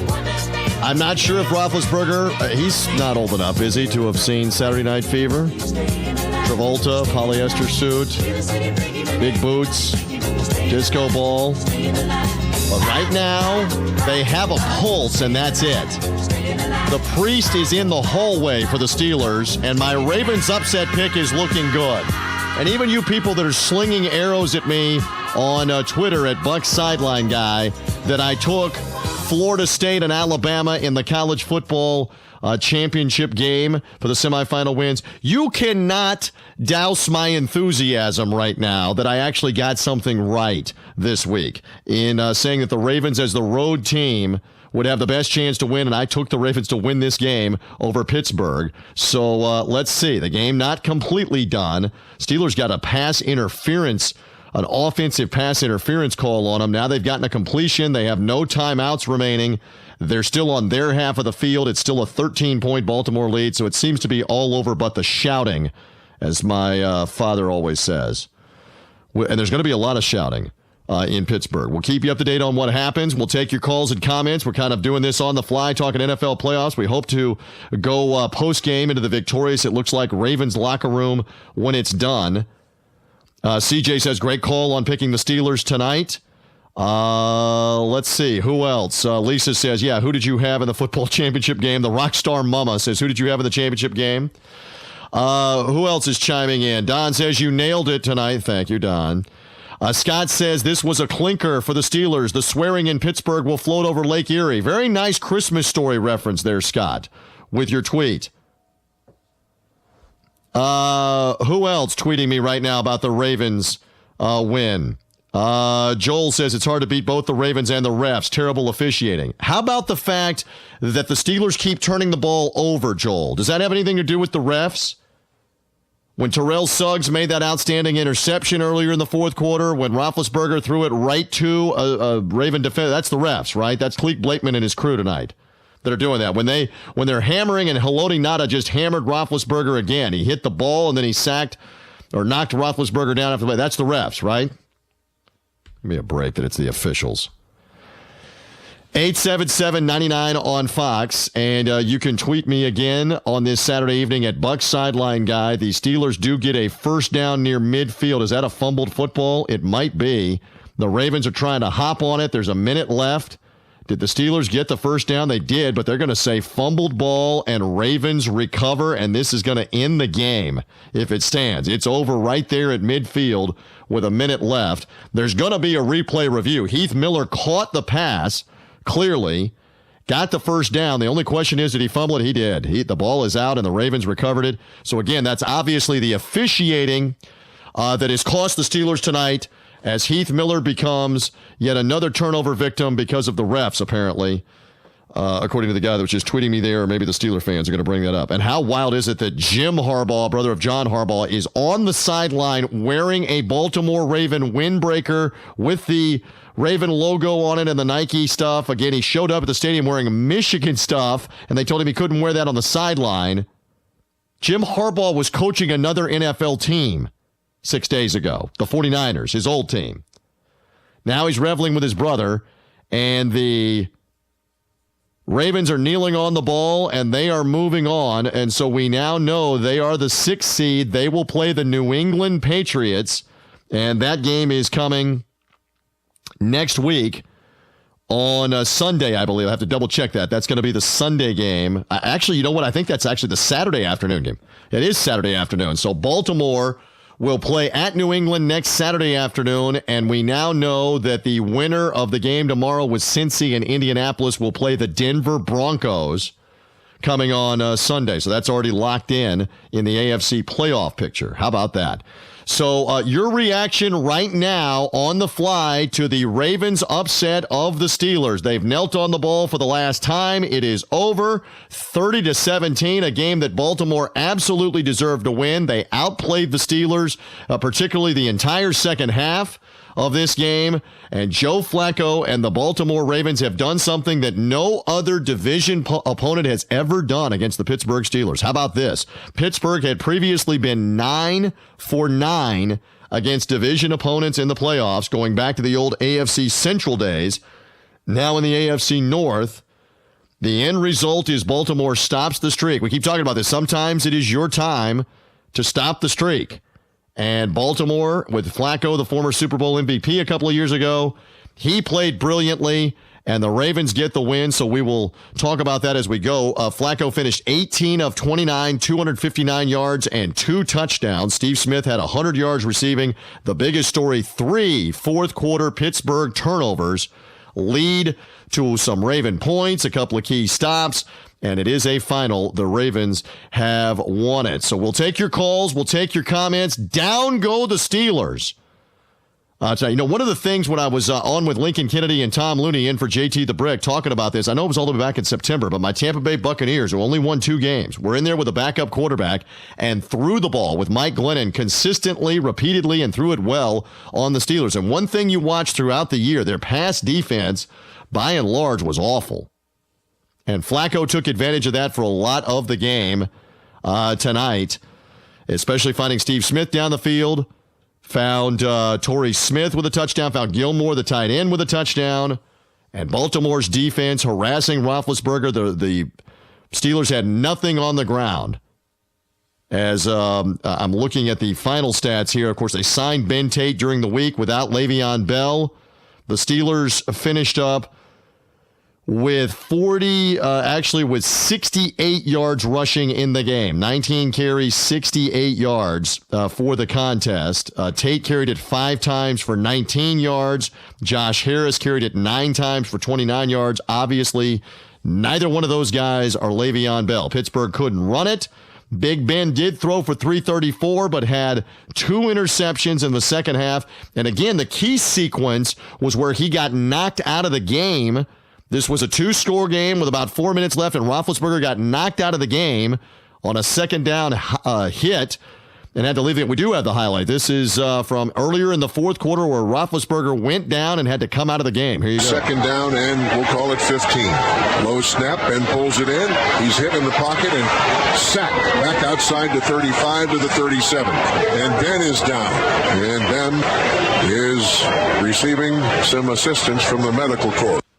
Yes, Bill Hillgrove was calling it there on the Steelers radio broadcast. So Roethlisberger came out. Bruce Gradkowski, the backup quarterback, came in. It was third and very long. He completed a good pass on third down, completed another pass on fourth down to keep the drive alive. Gradkowski then threw incomplete into the end zone on first down. So 4 plays after the injury, Roethlisberger comes back in, and then we played that highlight coming in here to the segment, throws the interception, a killer interception in the end zone right after that. While trailing 30-15, the game ends 30-17 in favor of the Baltimore Ravens, who will now play the New England Patriots. Wait a minute. I smell something from playoff years gone by. 2 years ago, AFC Championship game, Baltimore wins at Foxborough to go to the Super Bowl.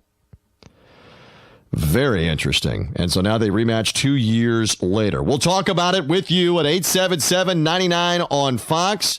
As the playoff picture starts to shake out, we'll try to go into the victorious Ravens locker room a little bit later on in this hour. We'll see if that is possible here before the hour is up. All of that is upcoming next. First, here's everything that's trending. Playoff wins to start the NFL postseason for Carolina and Baltimore.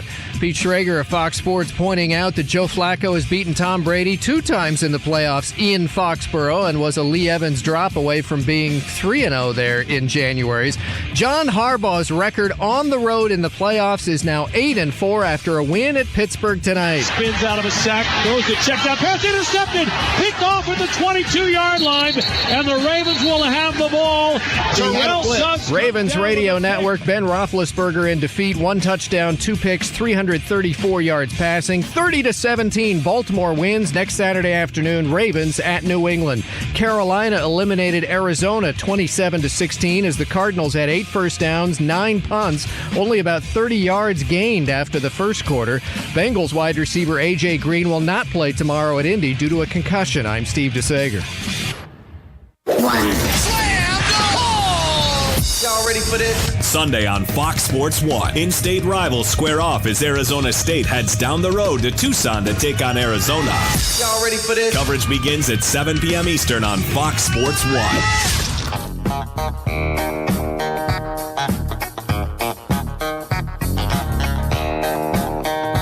We welcome you back in. It is Fox Sports Radio.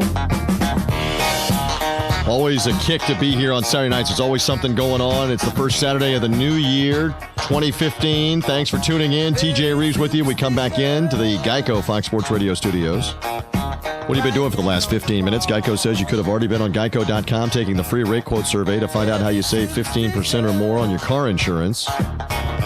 Go to geico.com, find out how you can save.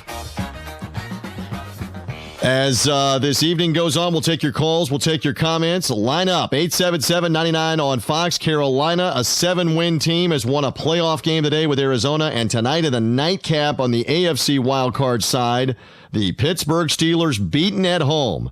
The Baltimore Ravens outplayed them, more physical, made bigger plays. That Terrell Suggs interception was huge, where he's grabbing at the ball and ends up trapping it between his legs, between his thighs for the interception. And a tremendous athletic play.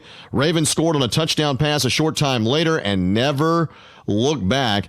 Huge win for them. I'll call in my wingman on these Saturday nights, Steve DeSager. This is why we love what we do. It's reality TV. Yep. It is. It's why you line up and play the games. How about this stat? I mentioned the Steelers stat, the win stat that they had never lost to a division opponent in the playoffs. They had been 9 for their previous 9. So sometimes that streak's going to have to come to an end. The Baltimore Ravens now have matched the Green Bay Packers for the most road playoff wins in the history of the NFL. That is their 10th road playoff win all time as the Ravens. And they've only been the Ravens, since the mid-90s, right? Yes.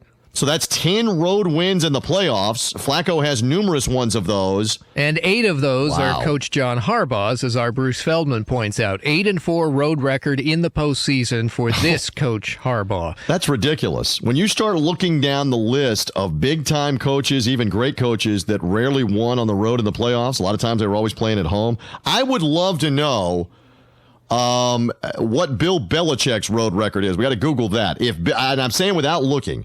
If Bill Belichick has more than a half dozen, as long as he's been coaching, road playoff wins, I'd be shocked. I know they won a couple of AFC championship games on the road in the early 2000s, but they're always playing at home is my point. So I would love to know his road playoff record. Have to look into that. As for the Ravens tonight, it's got to be mentioned that Joe Flacco was only sacked once, and the team only had 2 penalties in the 4 quarters.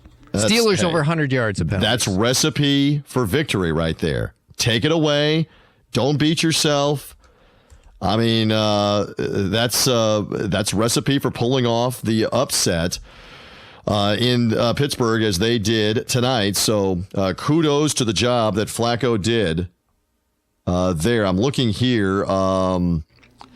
The Patriots did get that conference championship win at Pittsburgh. In Pittsburgh, about a decade ago.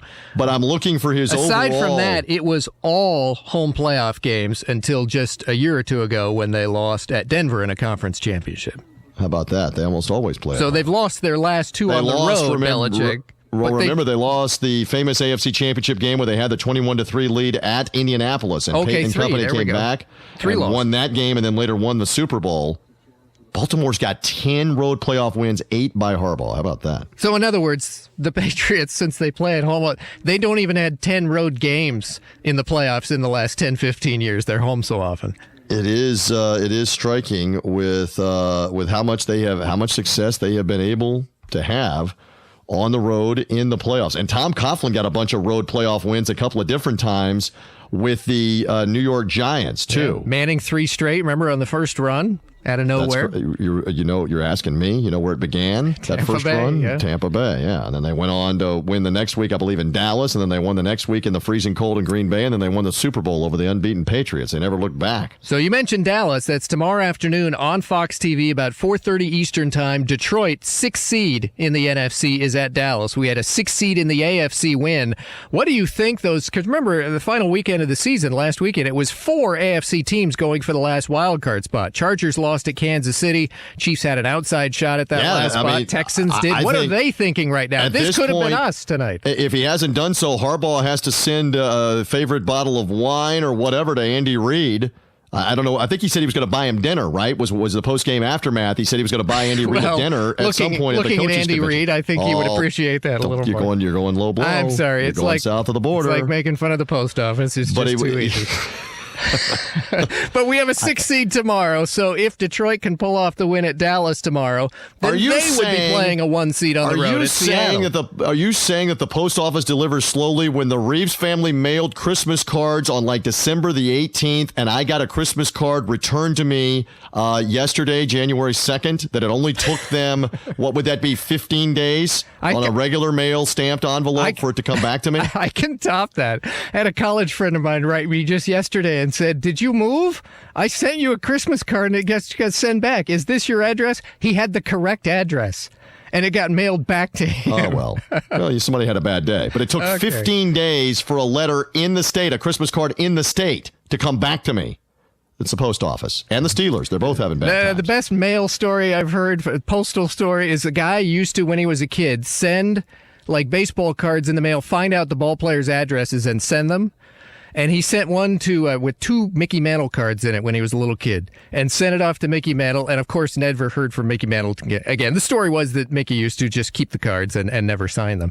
I was going to say I thought he would get it returned to him like 5 years later. But that was a much better punchline. If you just made that up and lied, actually, we're on the way there. It was returned to him 15 years later. Oh, 15 years later. So that is a good stamped autographs of Mickey Mantle and his little kid writing on the return envelope that he had sent as a child. That's outstanding. 15 years before someone discovered it. Very nice. Let's go to the phones and see about the Steeler misery. Some of you want to sound off. Here's Chad in Indiana on Fox Sports Radio. Chad. Hey, guys. How was it tonight? We are good. What's up? Horrible. Couple things. I just wonder who the protocol for the concussions was on the Steelers sideline. Why do you put Ben back in the game when Gronkowski's doing an okay job moving the ball, getting the first down? And then let's back up to last week. Whenever we see the hit on Le'Veon, why not just pack it in and go play the Colts? And because we're not going to go down the field, we throw the ball to Antonio 4 times down the field. We don't have a run game. I don't understand who was the Colts a number 4 seed he's referring to. As for concussion protocol, they were, at least on the sideline report, Michelle Tafoy was saying they were looking at the neck and the power of his shoulder. They didn't mention concussion. Can I tell you, I mean, there's all kinds of outs on what you're trying to do or what you're not trying to do, but the way he was laying there, again, he didn't grab shoulder, didn't grab legs. We were speculating, was it his back? They're checking his neck. We don't know. But Chad makes a great point here. They rushed him back in within a couple of plays, and then he throws the key interception. Chad, thanks for the phone call. David is in Baltimore where they're celebrating. David on Fox Sports Radio. Hello. Good evening, sir. First of all, I just want to congratulate the Pittsburgh Steelers for winning their division, and having a better record than we do. But thank God we come through at the right time, and you can wipe that all away, And nobody ever gives the Ravens, a chance in this ball game, with, not Ray Rice. I wouldn't say nobody. Year. You're talking to a host that said all week they had the best chance of any of the road teams to win. I took them to win the game. So don't say nobody. Oh, is that right? Yeah, I mean, that was just, a wonderful, a wonderful time, seeing Ben Roethlisberger go down. And, I thought the weather was actually going to hurt the Ravens tonight, but thank God the rain held off, and it really benefited the Ravens, having some dry weather up there. And the running game of course, we had our mistakes tonight too, it really cost us, Forsett fumbled that ball. And, I think Pittsburgh actually outplayed us in every aspect of the game. They had more rushing yards, more passing yards. Time of possession would really kill the Ravens tonight. 35 minutes to 24 minutes. That's something we got to work on next week. Control the ball better. Oh, I don't know. It was 9 minutes in the first half. 9 in the first half for the Ravens. David, thanks. But I often hearken back to one of my broadcast faves and idols, Howard Cosell, what he always said about time of possession, the most overrated stat in all of sports. It is if you're Oregon. Exactly. If you can score quickly, it doesn't really matter. I mean, I understand the premise of, hey, wear down the other team's defense, but you can point to lots of games where teams score quickly, win the game, and don't win the time of possession. So just be careful with, hey, we were giving up 15 minutes of time of possession. But put it this way, they had only 9 minutes out of the first 30 at Pittsburgh, and the Ravens did lead at halftime, 10-9. Well, and they outplayed them in the second half. They deserved to win a game. This was not a fluke, period, on this tonight. 877-99 on Fox. We will continue. We'll try to go in the victorious Ravens locker room as this show unfolds with Baltimore with the win. Much more on the NFL playoffs. Come on back as we roll on tonight next. It's the NFL. Touchdown! We have the coverage, the analysis, and we have the personnel. Hi, this is Terry Bradshaw, and your coverage of the NFL is right here on Fox Sports Radio. NFL. Fox Sports! As a business owner with salespeople, you'll cringe when you hear these stats. The top 20% of your salespeople close 80% of the business. 80% of all sales are closed after the 5th attempt, and 83% of all salespeople don't even ask for the sale once. Did you know that close to 90% of all salespeople have never even read one sales book? How many sales are being lost each month simply because your salespeople are not professionally trained how to sell? Hi, this is Jason Evans, author of the Bright Sales Book on Closing. If you're a business owner that's ready to take my training program seriously, I'll train your salespeople and double your sales in the next 12 months, flat. Just call now and book an appointment so we can turn your salespeople into closing machines. Call 800-250-5971. This is how to close from A to Z for any product or service, regardless of industry, whether you sell face-to-face or over the phone. Call 800-250-5971. That's 800-250-5971. That's 800-250-5971. Your weekends are getting a little retooled. Swear to God, not making a joke. Check this out. New shows? Check. We are Fox Sports! Some new talent? Check. Let's welcome the guys. Let's get it going. Arnie Spanier. Unbelievable. TJ Reeves. This is what you get. Your weekends are on fire. Because that's how exotic it is. We are Fox Sports! Get it for less at the DIY Home Center outlet. Get top quality real wood cabinets the same or less than the big box stores are selling the cheap stuff. And that's not all. Drywall screws big box stores are $6.47 a pound. At DIY, only $4.99. Plus, DIY has the largest selection of mobile home parts and accessories anywhere. From carpet to doors, get the DIY supplies you need for less. The DIY Home Center outlet. We are your building material closeout store. 2191 Northwest 10th Street, just 2 miles east of I-75. Are you tired of not using your home's outdoor space for entertaining or relaxation because of all the bugs and leaves? Consider adding a beautiful screen room or glass enclosure. We are Superior Aluminum and Design, a family-owned and operated business with 20 years experience in the aluminum industry, and we are accredited by the Better Business Bureau. If you appreciate superior workmanship, call Superior Aluminum and Design at 817-8058 or visit us on the web at superiораluminumdesign.com. Hi, my name is Dr. Erica Olstein with A Better You Healthcare Acupuncture and Eastern Medicine. As primary care physicians, we use acupuncture to treat back pain, arthritis, migraines, allergies, high blood pressure, thyroid disorders, hormone imbalances, stress, and more using all natural medical therapies. We treat the source of your problems, not just your symptoms. For more information, go to abetteryouhealthcare.com or call today to set up your appointment, 352-615-5566.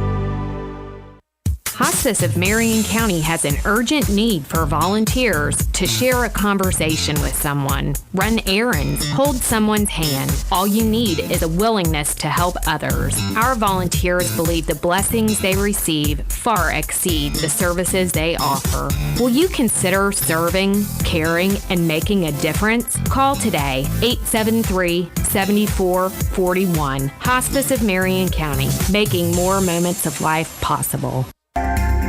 Hi, this is JP from Penn Flooring here in Ocala. I would like to invite you to come in and visit our spacious showroom where we have solutions for every style and budget. From wall-to-wall carpet to hardwood floors and tiles, we have an unsurpassed selection of flooring. At Penn Flooring, we've provided quality customer service with a family touch for over 25 years. Visit our website at pennflooring.com or come by our showroom, 1201 Southwest 17th Street, just over the bridge. Penn Flooring, quality customer service with a family touch.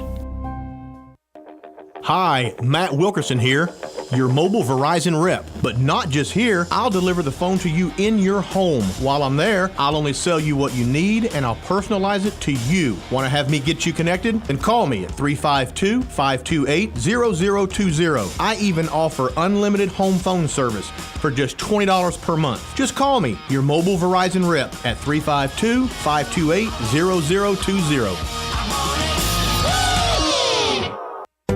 One of the most common questions those nearing retirement are asking, will I outlive my money? Retirement questions like these and many more will be answered every Saturday morning at 9 a.m. on Planning for a Better and Safer Retirement with hosts Francois and Julian Pozenet. Francois and Julian will help you put your retirement puzzle together. Catch Planning for a Better and Safer Retirement Saturdays at 9 a.m. on Ocala's News Talk, The Source 96.3 FM and 1370 AM.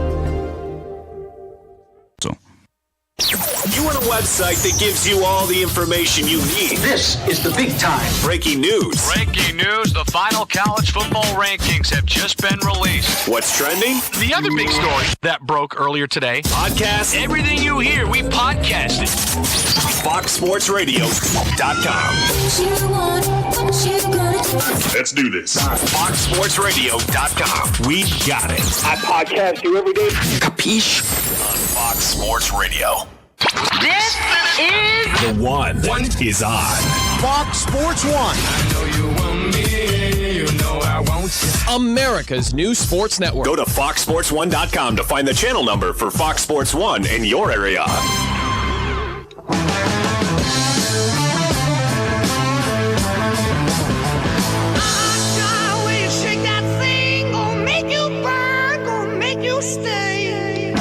Pretty remarkable for the Baltimore Ravens. They just keep finding ways to win on the road in playoff games. Welcome back. It is Fox Sports Radio.